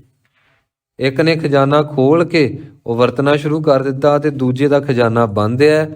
ਉਹ ਸਾਰੀ ਜ਼ਿੰਦਗੀ ਕੰਗਾਲਤਾ ਵਿੱਚ, ਗਰੀਬੀ ਵਿੱਚ, ਭੁੱਖਮਰੀ ਵਿੱਚ ਹੀ ਰਹਿੰਦਾ ਹੈ। ਮਹਾਰਾਜ ਜੀ ਕਹਿੰਦੇ ਨੇ ਤੂੰ ਕਾਹਨੂੰ ਭੁੱਖਮਰੀ 'ਚ ਰਹਿੰਦਾ, ਖੋਲ ਖਜ਼ਾਨਾ ਜੋ ਤੇਰੇ ਗੁਰੂ ਨੇ ਦਿੱਤਾ ਹੈ, ਤੂੰ ਲੋਕ ਤੇ ਪਰਲੋਕ ਦੇ ਵਿੱਚ ਐਸਾ ਧਨ ਪ੍ਰਾਪਤ ਕਰੇਂਗਾ ਜਿਹੜਾ ਧਨ ਕਦੀ ਮੁੱਕਦਾ ਹੀ ਨਹੀਂ। ਤਿਚਰ ਮੂਲ ਨਾ ਥੁੜੀਂਦੋ, ਜਿਚਰ ਆਪ ਕਿਰਪਾਲ, ਸ਼ਬਦ ਅਖੁੱਟ ਬਾਬਾ ਨਾਨਕਾ, ਖਾਏ ਖਰਚ ਧਨ ਮਾਲ। ਇਹ ਸੱਚ ਹੈ। ਟੋਟ ਨਾ ਆਵੈ ਵੱਧ ਦੋ ਜਾਈ। ਪਰਮੇਸ਼ਵਰ ਦੇ ਨਾਮ ਨੂੰ ਜਿਵੇਂ ਜਿਵੇਂ ਜਪਦੇ ਹਾਂ, ਇਹ ਦਿਨ ਬ ਦਿਨ ਵੱਧਦਾ ਹੈ। ਇਸ ਕਰਕੇ ਬਿਲਕੁਲ ਵਿਚਾਰ ਨਹੀਂ ਕਰਨੀ ਚਾਹੀਦੀ ਮੇਰੀ ਉਮਰ ਇਹ ਹੈ, ਹੁਣ ਮੈਂ ਇੱਕ ਇੱਕ ਅੱਖਰ ਸਿੱਖਾਂ, ਇੱਕ ਇੱਕ ਅੱਖਰ ਨੂੰ ਸਮਝਾਂ, ਇੱਕ ਇੱਕ ਅੱਖਰ ਨੂੰ ਜਾਣਾ। ਭਾਈ ਸ਼ੁਕਰ ਕਰ, ਗੁਰੂ ਨੇ ਤੇਰੇ ਤੇ ਕਿਰਪਾ ਕਰਕੇ ਤੇ ਤੈਨੂੰ ਇਹ ਅੱਖਰ ਸਿੱਖਣ ਦੀ ਪ੍ਰੇਰਨਾ ਤੇਰੇ ਕੰਨਾਂ ਰਾਹੀਂ ਤੇਰੇ ਹਿਰਦੇ ਦੇ ਵਿੱਚ ਤੇ ਤੇਰੀ ਆਤਮਾ ਦੇ ਵਿੱਚ ਪੈਦਾ ਕਰ ਦਿੱਤੀ। ਇਹਨਾਂ ਨੂੰ ਅੱਖਰ ਨਾ ਕੱਲਾ ਸਮਝੀ, ਇਹਨਾਂ ਨੂੰ ਤੂੰ ਰੱਬ ਦਾ ਰੂਪ ਜਾਣੀ। ਫੇਰ ਵੇਖੀ ਤੇਰੇ ਅੰਦਰ ਕਰਾਮਾਤ ਕੀ ਵਰਤਦੀ, ਫੇਰ ਵੇਖੀ। ਤੇ ਸਿੱਖ ਜਿਸ ਵੇਲੇ ਗਿਆਨ ਨੂੰ ਆਪਣੇ ਹਿਰਦੇ ਵਿੱਚ ਪ੍ਰਕਾਸ਼ ਕਰਦਾ, ਸ਼ਬਦ ਜਪਦਾ, ਫਿਰ ਦੂਜਿਆਂ ਨੂੰ ਦੱਸਣ ਜੋਗਾ ਤੇ ਹੋਏਗਾ ਨਾ, ਦੂਜਿਆਂ ਨੂੰ ਦੱਸਣ ਜੋਗਾ ਹੋਏਗਾ। ਆਪ ਜੀ ਹੈਰਾਨ ਹੋਵੋਗੇ। ਮਾਈਕਲ ਅਡੋਲਫ ਇੱਕ ਆਇਆ ਅੰਗਰੇਜ਼ ਜਰਮਨ ਦੇ ਵਿੱਚੋਂ, ਉਹਨੇ ਆਖਿਆ ਕਿ ਸਿੱਖੋ ਬਾਰ-ਬਾਰ ਗੁਰੂ ਗ੍ਰੰਥ ਸਾਹਿਬ ਜੀ ਦੇ ਵਿੱਚ ਨਾ ਨਾਨਕ ਸ਼ਬਦ ਆਉਂਦਾ ਹੈ।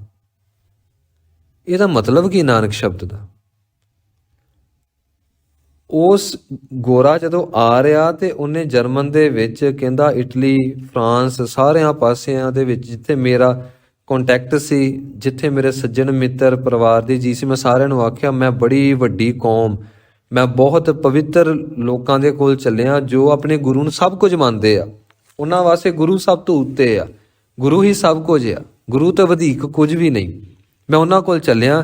ਕਹਿੰਦੇ ਬਹਾਦਰ ਵੀ ਬਹੁਤ ਨੇ, ਪਵਿੱਤਰ ਵੀ ਬਹੁਤ ਨੇ। ਉਹਨਾਂ ਦੇ ਦਰਸ਼ਨ ਕਰਕੇ ਮਨ ਦੀ ਇੱਛਾ ਪੂਰੀ ਹੋ ਜਾਂਦੀ ਹੈ। ਫਿਰ ਉਹ ਸਿੱਖਾਂ ਕੋਲ ਆਉਂਦਾ ਹੈ। ਤੇ ਕਿੱਥੇ ਆਉਂਦਾ ਹੈ? ਸ਼੍ਰੀ ਹਰਿਮੰਦਰ ਸਾਹਿਬ। ਸ਼੍ਰੀ ਹਰਿਮੰਦਰ ਸਾਹਿਬ ਜਾਂਦਾ ਹੈ ਤੇ ਉੱਥੇ ਜੋ ਰਸਤੇ ਦੇ ਵਿੱਚ ਸਿੱਖ ਜਾ ਰਹੇ ਨੇ, ਉਹ ਪੁੱਛਦਾ ਹੈ, ਕੈਮਰਾ ਉਹਦੇ ਹੱਥ ਵਿੱਚ, ਤੇ ਕੈਮਰਾ ਔਨ ਕਰਕੇ ਕਹਿਣ ਲੱਗਾ, ਜੀ ਮੈਂ ਤੁਹਾਡੀ ਵੀਡੀਓ ਬਣਾਉਣੀ, ਤੁਸੀਂ ਦੱਸੋ ਵੀ ਨਾਨਕ ਸ਼ਬਦ ਜੋ ਹੈ ਗੁਰੂ ਗ੍ਰੰਥ ਸਾਹਿਬ ਵਿੱਚ ਕਿੰਨੀ ਵਾਰੀ ਆਇਆ? ਮੈਂ ਤਾਂ ਬਹੁਤ ਵਾਰੀ ਸੁਣਿਆ ਤੇ ਪੰਜਾਬੀ ਮੈਂ ਸਿੱਖਦਾ ਪਿਆ ਆ ਤਾਂ ਜੋ ਸ਼੍ਰੀ ਗੁਰੂ ਗ੍ਰੰਥ ਸਾਹਿਬ ਜੀ ਦਾ ਪਾਠ ਕਰ ਸਕਾਂ। ਤੇ ਸਾਰੇ ਹੈਰਾਨ ਸੀ ਕਿ ਸਾਡੀਆਂ ਦੇ ਉਮਰਾਂ 60-60 ਸਾਲ ਦੀਆਂ ਹੋ ਗਈਆਂ, ਸਾਨੂੰ ਤੇ ਅਜੇ ਤੱਕ ਮੱਤ ਨਹੀਂ ਆਈ, ਅਕਲ ਨਹੀਂ ਆਈ, ਤੇ ਇਹ ਗੋਰਾ ਪੰਜਾਬੀ ਸਿੱਖ ਰਿਹਾ ਸਿਰਫ ਇਸ ਕਰਕੇ ਕਿ ਗੁਰੂ ਗ੍ਰੰਥ ਸਾਹਿਬ ਮਹਾਰਾਜ ਜੀ ਦਾ ਪਾਠ ਕੀਤਾ ਜਾਏ। ਫਿਰ ਉਸ ਗੋਰੇ ਨੇ ਵੀਡੀਓ ਔਨ ਕਰਕੇ ਆਖਿਆ, ਦੱਸੋ ਗੁਰੂ ਨਾਨਕ ਦੇਵ ਮਹਾਰਾਜ ਜੀ ਦਾ ਨਾਮ ਕਿੰਨੀ ਵਾਰੀ ਆਇਆ, ਕਿਸ ਰੂਪ ਵਿੱਚ ਆਇਆ ਤੇ ਇਹਦਾ ਅਰਥ ਕੀ ਹੈ? ਜੋ ਸਾਹਮਣੇ ਖੜੇ ਸੀ ਉਹ ਕਹਿਣ ਲੱਗੇ, ਸਾਨੂੰ ਕੀ ਪਤਾ, ਇੱਥੇ ਬਾਬਿਆਂ ਨੂੰ ਪੁੱਛ ਲਓ। ਚਲੋ ਜੀ। ਉਹ ਥੋੜਾ ਜਿਹਾ ਹੈਰਾਨ ਹੋਇਆ, ਉਹਨੂੰ ਸ਼ੌਕ ਲੱਗਾ ਕਿ ਆਏ ਨੇ ਗੁਰੂ ਕੋਲ, ਮੰਨਦੇ ਨੇ ਗੁਰੂ ਨੂੰ, ਪੈਰਾਂ 'ਚ ਜੋੜਾ ਨਹੀਂ ਪਾਇਆ, ਜੋੜਾ ਪਿੱਛੇ ਹੀ ਲਾ ਦਿੱਤਾ, ਪੈਰ ਧੋ ਵੀ ਲਏ, ਸਿਰ ਪੂਰਾ ਢੱਕਿਆ, ਹੱਥ ਜੁੜੇ ਹੈ ਤੇ ਗੁਰੂ ਨੂੰ ਮੰਨਣ ਵਾਲੇ, ਪਰ ਇਹਨਾਂ ਨੂੰ ਪਤਾ ਹੀ ਨਹੀਂ ਕਿ ਨਾਨਕ ਸ਼ਬਦ ਦਾ ਅਰਥ ਕੀ। ਫਿਰ ਉਹ ਕਹਿਣ ਲੱਗਾ, ਮੈਂ ਅੱਗੇ ਗਿਆ ਤੇ ਜਿਹੜੀ ਟਾਸਕ ਫੋਰਸ ਹੈ ਜੋ ਹੱਥ ਦੇ ਵਿੱਚ ਸ਼ਸਤਰ ਫੜ ਕੇ ਤੇ ਸਾਹਮਣੇ ਖੜੇ ਨੇ, ਤੇ ਉਹਨਾਂ ਨੂੰ ਪੁੱਛਿਆ ਦੱਸੋ, ਤੇ ਉਹਨਾਂ ਨੇ ਵੀ ਅੱਗੋਂ ਇਹ ਕਹਿ ਦਿੱਤਾ ਕਿ ਇਹ ਸਾਨੂੰ ਕੀ ਪਤਾ, ਇਹ ਗ੍ਰੰਥੀਆਂ ਨੂੰ ਪੁੱਛੋ। ਹੁਣ ਗ੍ਰੰਥੀ ਸਿੰਘ ਸਾਹਮਣੇ ਨੇ, ਉਹਨਾਂ ਨੇ ਗ੍ਰੰਥੀ ਸਿੰਘ ਕੌਣ ਹੁੰਦੇ ਨੇ? ਜਾ ਕੇ ਤੇ ਗ੍ਰੰਥੀ ਸਿੰਘ ਨੂੰ ਜਾ ਕੇ ਪੁੱਛਿਆ, ਜੀ ਦੱਸੋ ਨਾਨਕ ਸ਼ਬਦ ਦਾ ਅਰਥ ਕੀ? ਉਹ ਕਹਿਣ ਲੱਗਾ, ਉਹ ਤੇ ਗਿਆਨੀਆਂ ਨੂੰ ਪਤਾ, ਕਥਾਵਾਚਕਾਂ ਨੂੰ ਪਤਾ ਹੈ। ਉਹਨਾਂ ਨੇ ਅੱਗੇ ਤੋਰਤਾ। ਫਿਰ ਉਹਨਾਂ ਨੇ ਪੁੱਛਿਆ ਕਿ ਦੱਸੋ ਵੀ ਕੋਈ ਕਥਾਵਾਚਕੀ ਦੱਸ ਦਿਓ।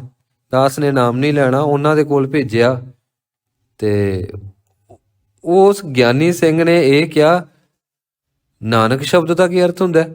ਸਾਡੇ ਗੁਰੂ ਦਾ ਨਾਂ ਆ ਬਸ, ਨਾਨਕ ਸ਼ਬਦ, ਧੰਨ ਗੁਰੂ ਨਾਨਕ ਦੇਵ ਮਹਾਰਾਜ। ਬਸ ਉਹ ਗੋਰਾ ਆਇਆ ਜਿਸ ਸ਼ਰਧਾ ਨਾਲ ਸੀ ਕਿ ਸਿੱਖ ਧੰਨ ਨੇ, ਸਿੱਖਾਂ ਦੇ ਵਿੱਚ ਪਵਿੱਤਰ ਜੀਵਨ, ਸਿੱਖ ਆਪਣੇ ਗੁਰੂ ਤੋਂ ਵੱਡਾ ਕਿਸੇ ਨੂੰ ਨਹੀਂ ਜਾਣਦੇ, ਗੁਰੂ ਵਾਸਤੇ ਕੁਰਬਾਨ ਹੋ ਜਾਂਦੇ, ਸ਼ਹੀਦ ਹੋ ਜਾਂਦੇ, ਆਪਣੇ ਜੀਵਨ ਨੂੰ ਦਾਅ ਤੇ ਲਾ ਦਿੰਦੇ ਗੁਰੂ ਦੇ ਸਤਿਕਾਰ ਲਈ। ਉਹ ਬਾਅਦ ਵਿੱਚ ਲਾਂਤ ਪਾ ਕੇ ਗਿਆ, ਕਹਿਣ ਲੱਗਾ, ਧਰਕਾਰ ਜੋਗ ਤੁਹਾਨੂੰ, ਤੁਹਾਡੇ ਤੇ ਸਿੱਖ ਕਹਾਉਣ ਵਾਲਿਓ, ਜਿਨ੍ਹਾਂ ਨੂੰ ਆਪਣੇ ਪਹਿਲੇ ਗੁਰੂ ਦੇ ਨਾਮ ਦੇ ਅਰਥਾਂ ਦਾ ਹੀ ਨਹੀਂ ਪਤਾ, ਤੁਸੀਂ ਆਪਣੇ ਆਪ ਨੂੰ ਕਿਵੇਂ ਖਵਾ ਸਕਦੇ ਹੋ ਗੁਰੂ ਦੇ ਸਿੱਖ? ਤੁਹਾਨੂੰ ਆਪਣੇ ਗੁਰੂ ਦੇ ਨਾਮ ਦੇ ਅਰਥਾਂ ਦਾ ਨਹੀਂ ਪਤਾ ਤੇ ਤੁਸੀਂ ਕਹਾਉਂਦੇ ਸਿੱਖ ਹੋ, ਆਉਂਦੇ ਹੋ ਮੱਥੇ ਟੇਕਣ ਵਾਸਤੇ। ਉਹ ਫਿਰ ਕਹਿ ਕੇ ਗਿਆ, ਉਸ ਵੇਲੇ ਜੋ ਸ਼੍ਰੋਮਣੀ ਕਮੇਟੀ ਦਾ ਪ੍ਰਧਾਨ ਸੀ, ਉਹਨਾਂ ਨੂੰ ਕਹਿ ਕੇ ਗਏ ਕਿ ਜਿੰਨਾ ਚਿਰ ਤੁਸੀਂ ਐਜੂਕੇਟ ਨਹੀਂ ਨਾ ਕਰਦੇ, ਇੱਥੇ ਤੇ ਜਿਵੇਂ ਪਹਿਲਾ ਸਵਾਲ ਕੀਤਾ ਤੇ ਇਹਨਾਂ ਨੂੰ ਪਹਿਲਾ ਸਵਾਲ ਦਾ ਜਵਾਬ ਨਹੀਂ ਆਇਆ, ਤੇ ਜੇਕਰ ਮੈਂ ਹੁਣ ਅਰਬੀ, ਫਾਰਸੀ ਜਾਂ ਹੋਰ ਭਾਸ਼ਾਵਾਂ ਦਾ ਪੁੱਛਿਆ ਤਾਂ ਇਹਨਾਂ ਨੂੰ ਪਤਾ ਹੀ ਨਹੀਂ ਹੋਣਾ। ਉਹ ਗੋਰਾ ਬੜਾ ਹੈਰਾਨ ਹੋਇਆ। ਉਸ ਗੋਰੇ ਨੇ ਫਿਰ ਇੱਕ ਸਪੀਚ ਦਿੱਤੀ। ਉਹ ਕਹਿਣ ਲੱਗਾ, ਇਹ ਅਸੀਂ ਮੰਨ ਕੇ ਬਹਿ ਗਏ, ਜਿਹਨੇ ਮੱਥਾ ਟੇਕਣਾ ਉਹਨੂੰ ਗਿਆਨ ਦੀ ਲੋੜ ਨਹੀਂ, ਜਿਹਨੇ ਪਹਿਰੇਦਾਰੀ ਕਰਨੀ ਹਥਿਆਰ ਫੜ ਕੇ, ਸ਼ਸਤਰ ਫੜ ਕੇ, ਉਹਨੂੰ ਗਿਆਨ ਦੀ ਲੋੜ ਨਹੀਂ। ਜਿਹੜਾ ਗ੍ਰੰਥੀ ਸਿੰਘ ਹੈ ਉਹ ਵੀ ਕਹਿੰਦਾ ਹੈ ਕਿ ਇਹ ਤਾਂ ਕਥਾਵਾਚਕ ਦਾ ਕੰਮ ਹੈ। ਜਥੇਦਾਰ ਨੂੰ ਪੁੱਛਿਆ, ਉਹ ਕਹਿੰਦਾ ਵੀ ਮੈਨੂੰ ਪਤਾ ਨਹੀਂ। ਸਕੱਤਰ ਨੂੰ ਪੁੱਛਿਆ, ਉਹ ਕਹਿੰਦਾ ਮੈਨੂੰ ਪਤਾ ਨਹੀਂ। ਕੜਾਹ ਪ੍ਰਸ਼ਾਦ ਜੋ ਬਣਾ ਰਹੇ ਨੇ, ਜੋ ਵਰਤਾ ਰਹੇ, ਉਹ ਕਹਿੰਦੇ ਸਾਨੂੰ ਵੀ ਪਤਾ ਨਹੀਂ। ਕੀਰਤਨੀਏ ਸਿੰਘ ਨੂੰ ਵੀ ਉਹਨਾਂ ਨੇ ਪੁੱਛਿਆ ਸੀ, ਉਹ ਕਹਿੰਦੇ ਸਾਨੂੰ ਵੀ ਪਤਾ ਨਹੀਂ। ਗੋਰਾ ਕਹਿਣ ਲੱਗਾ, ਇੰਨਾ ਵੱਡਾ ਖਜ਼ਾਨਾ, ਇੰਨੀ ਵੱਡੀ ਤਾਕਤ, ਤੇ ਸਿੱਖਾਂ ਨੂੰ ਆਪਣੇ ਪਹਿਲੇ ਗੁਰੂ ਦਾ ਨਹੀਂ ਪਤਾ, ਜਦ ਕਿ ਛੋਟੇ ਬੱਚੇ ਨੂੰ, ਜਦੋਂ ਬੱਚਾ ਛੋਟਾ ਹੋਵੇ, ਘਰ ਦੇ ਵਿੱਚ ਜਿਹੜੇ ਵੱਡੇ ਨੇ ਉਹਨਾਂ ਨੂੰ ਸਿਖਾਉਣਾ ਚਾਹੀਦਾ। ਗੁਰੂ ਗ੍ਰੰਥ ਸਾਹਿਬ ਮਹਾਰਾਜ ਜੀ ਵਿੱਚ ਕਿੰਨੀਆਂ ਭਾਸ਼ਾਵਾਂ ਨੇ, ਗੁਰੂ ਗ੍ਰੰਥ ਸਾਹਿਬ ਮਹਾਰਾਜ ਜੀ ਦੀ ਵਿਲੱਖਣਤਾ ਕੀ ਹੈ, ਮਹੱਤਤਾ ਕੀ ਹੈ, ਇਹ ਬਾਕੀ ਧਾਰਮਿਕ ਗ੍ਰੰਥਾਂ ਤੋਂ ਕਿਵੇਂ ਵਿਲੱਖਣ ਗ੍ਰੰਥ ਹੈ। ਉਹ ਕਹਿਣ ਲੱਗਾ, ਹਰ ਇੱਕ ਕਿਰਤੀ ਸਿੱਖ ਨੂੰ, ਘਰ ਵਿੱਚ ਰਹਿਣ ਵਾਲੇ ਨੂੰ ਵੀ ਪਤਾ ਹੋਣਾ ਚਾਹੀਦਾ, ਦੂਜੇ ਨੂੰ ਵੀ ਪਤਾ ਹੋਣਾ ਚਾਹੀਦਾ। ਤੇ ਜਦੋਂ ਪੁੱਛਿਆ ਕਿਉਂ, ਤੇ ਅੱਗੋਂ ਫਿਰ ਉਹਨਾਂ ਨੇ ਆਖਿਆ ਕਿ ਇਹਨਾਂ ਦੇ ਗੁਰੂ ਦਾ ਹੁਕਮ ਹੈ ਕਿ ਸਿੱਖ ਸਾਰੀਆਂ ਭਾਸ਼ਾਵਾਂ ਦਾ ਗਿਆਤਾ ਹੋਵੇ, ਤੇ ਸਿੱਖ ਨੂੰ ਤੇ ਗੁਰੂ ਨਾਨਕ ਦੇ ਮਹਾਰਾਜ ਦੇ ਅਰਥਾਂ ਦਾ ਨਹੀਂ ਪਤਾ, ਤੇ ਇਹਨੂੰ ਪਤਾ ਕੀ। ਫਿਰ ਦਾਸ ਨੇ ਜਿਸ ਵੇਲੇ ਉਸ ਗੋਰੇ ਦੀ ਵੀਡੀਓ ਦੇਖੀ, ਫਿਰ ਦਾਸ ਨੇ ਬੇਨਤੀ ਕੀਤੀ, ਉਹਨੂੰ ਮੈਸੇਜ ਕੀਤਾ ਕਿ ਭਾਈ ਤੂੰ ਆ ਕੇ ਮਿਲ। ਦਾਸ ਤੈਨੂੰ ਦੱਸਦਾ ਹੈ ਕਿ ਗੁਰੂ ਨਾਨਕ ਦੇਵ ਸੱਚੇ ਪਾਤਸ਼ਾਹ ਦੇ ਨਾਮ ਦਾ ਅਰਥ ਕੀ ਹੈ। ਫਿਰ ਭਾਈ ਨੰਦ ਲਾਲ ਜੀ ਦੀ ਜੋ ਗਜ਼ਲ ਹੈ ਉਹ ਸਾਹਮਣੇ ਰੱਖੀ, ਤੇ ਉਹ ਗੋਰਾ ਬੜਾ ਖੁਸ਼ ਹੋਇਆ, ਕਹਿਣ ਲੱਗਾ ਸ਼ੁਕਰ ਵੀ ਕਿਸੇ ਨੂੰ ਪਤਾ ਹੈ। ਫਿਰ ਦਾਸ ਨੇ ਬੇਨਤੀ ਕੀਤੀ, ਨਹੀਂ ਪਤਾ ਸਾਰਿਆਂ ਨੂੰ, ਤੇ ਗਿਆਨ ਵੀ ਸਾਰਿਆਂ ਨੂੰ ਹੈ, ਬਸ ਇਹ ਹੈ ਕਿ ਸਿੱਖ ਥੋੜੇ ਜਿਹੇ ਨਾ ਭੋਲੇ ਨੇ, ਸਿੱਖ ਬਹੁਤਾ ਧਿਆਨ ਨਹੀਂ ਦਿੰਦੇ ਕਿ ਅਸੀਂ ਪਤਾ ਕਰ ਲਈਏ। ਨਹੀਂ ਤੇ ਪਤਾ ਕਰਨ ਵਾਸਤੇ, ਇਹ ਸਿੱਖਣ ਵਾਸਤੇ ਕਿੰਨਾ ਕੁ ਸਮਾਂ ਲੱਗਦਾ ਹੈ, 1-2 ਦਿਨ ਦਾ ਸਮਾਂ ਲੱਗਦਾ ਹੈ। ਇੱਕ ਪੰਕਤੀ ਹੈ ਉਸਨੂੰ ਕੰਠ ਕਰ ਲੈਣਾ ਹੈ ਤੇ ਗੁਰੂ ਨਾਨਕ ਦੇਵ ਮਹਾਰਾਜ ਦੇ ਸ਼ਬਦਾਂ ਦਾ ਅਰਥ ਪ੍ਰਗਟ ਹੋ ਜਾਣਾ ਹੈ।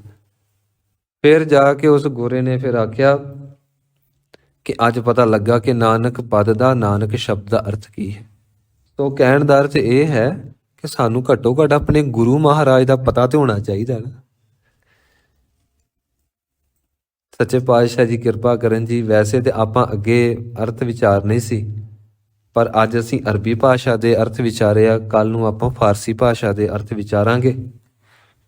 ਆਓ ਆਪਾਂ ਸੱਚੇ ਪਾਤਸ਼ਾਹ ਜੀ ਦੇ ਚਰਨਾਂ ਦੇ ਵਿੱਚ ਜੁੜੀਏ ਤੇ ਦਾਸ ਬੇਨਤੀ ਕਰੇ, ਆਪ ਜੀ ਆਪਾਂ ਸਾਰੇ ਬੰਦਗੀ ਦੇ ਵਿੱਚ ਜੁੜੀਏ, ਸਿਮਰਨ ਦਾ ਇਸ ਕਦਰ ਅਭਿਆਸ ਕਰੀਏ, ਸਿਮਰਨ ਨੂੰ ਆਪਣੇ ਪੱਲੇ ਨਾਲ ਇਸ ਤਰ੍ਹਾਂ ਬੰਨ੍ਹ ਲਈਏ ਜਿਸ ਤਰ੍ਹਾਂ ਅਸੀਂ ਆਪਣੇ ਪੱਲੇ ਦੇ ਨਾਲ ਫੋਨ ਨੂੰ ਬੰਨ੍ਹ ਲਿਆ, ਜਿਸ ਤਰ੍ਹਾਂ ਅਸੀਂ ਆਪਣੇ ਪੱਲੇ ਦੇ ਨਾਲ ਆਪਣੇ ਬਸਤਰਾਂ ਨੂੰ ਬੰਨ੍ਹ ਲਿਆ, ਜਿਸ ਤਰ੍ਹਾਂ ਅਸੀਂ ਆਪਣੇ ਪੱਲੇ ਦੇ ਨਾਲ ਆਪਣੀ ਮਾਇਆ ਨੂੰ, ਆਪਣੇ ਪੈਸਿਆਂ ਨੂੰ ਬੰਨ੍ਹ ਲਿਆ ਹੈ ਨਾ, ਪਿੰਨਾ ਬਿਨਾਂ ਸਾਡਾ ਗੁਜ਼ਾਰਾ ਨਹੀਂ ਹੋਣਾ, ਨਾ ਘਰ ਬਿਨਾਂ, ਨਾ ਪੈਸੇ ਬਿਨਾਂ, ਨਾ ਪ੍ਰਸ਼ਾਦੇ ਬਿਨਾਂ, ਨਾ ਸਾਹ ਬਿਨਾਂ।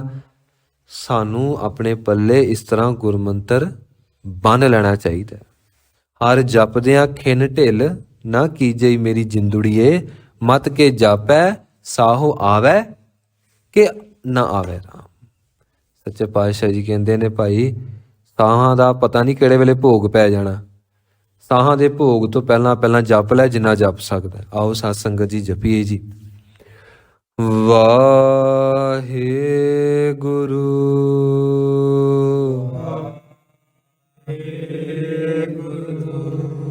ਵਾਹਿਗੁਰੂ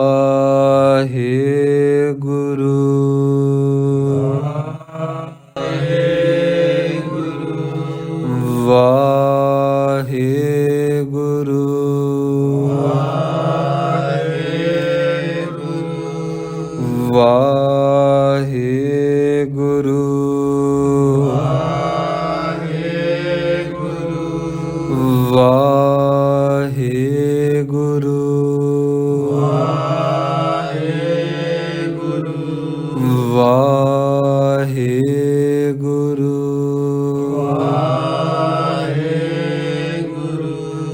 ਵਾਹਿਗੁਰੂ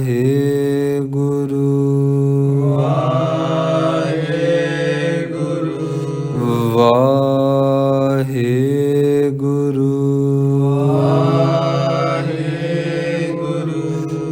ਵਾਹਿਗੁਰੂ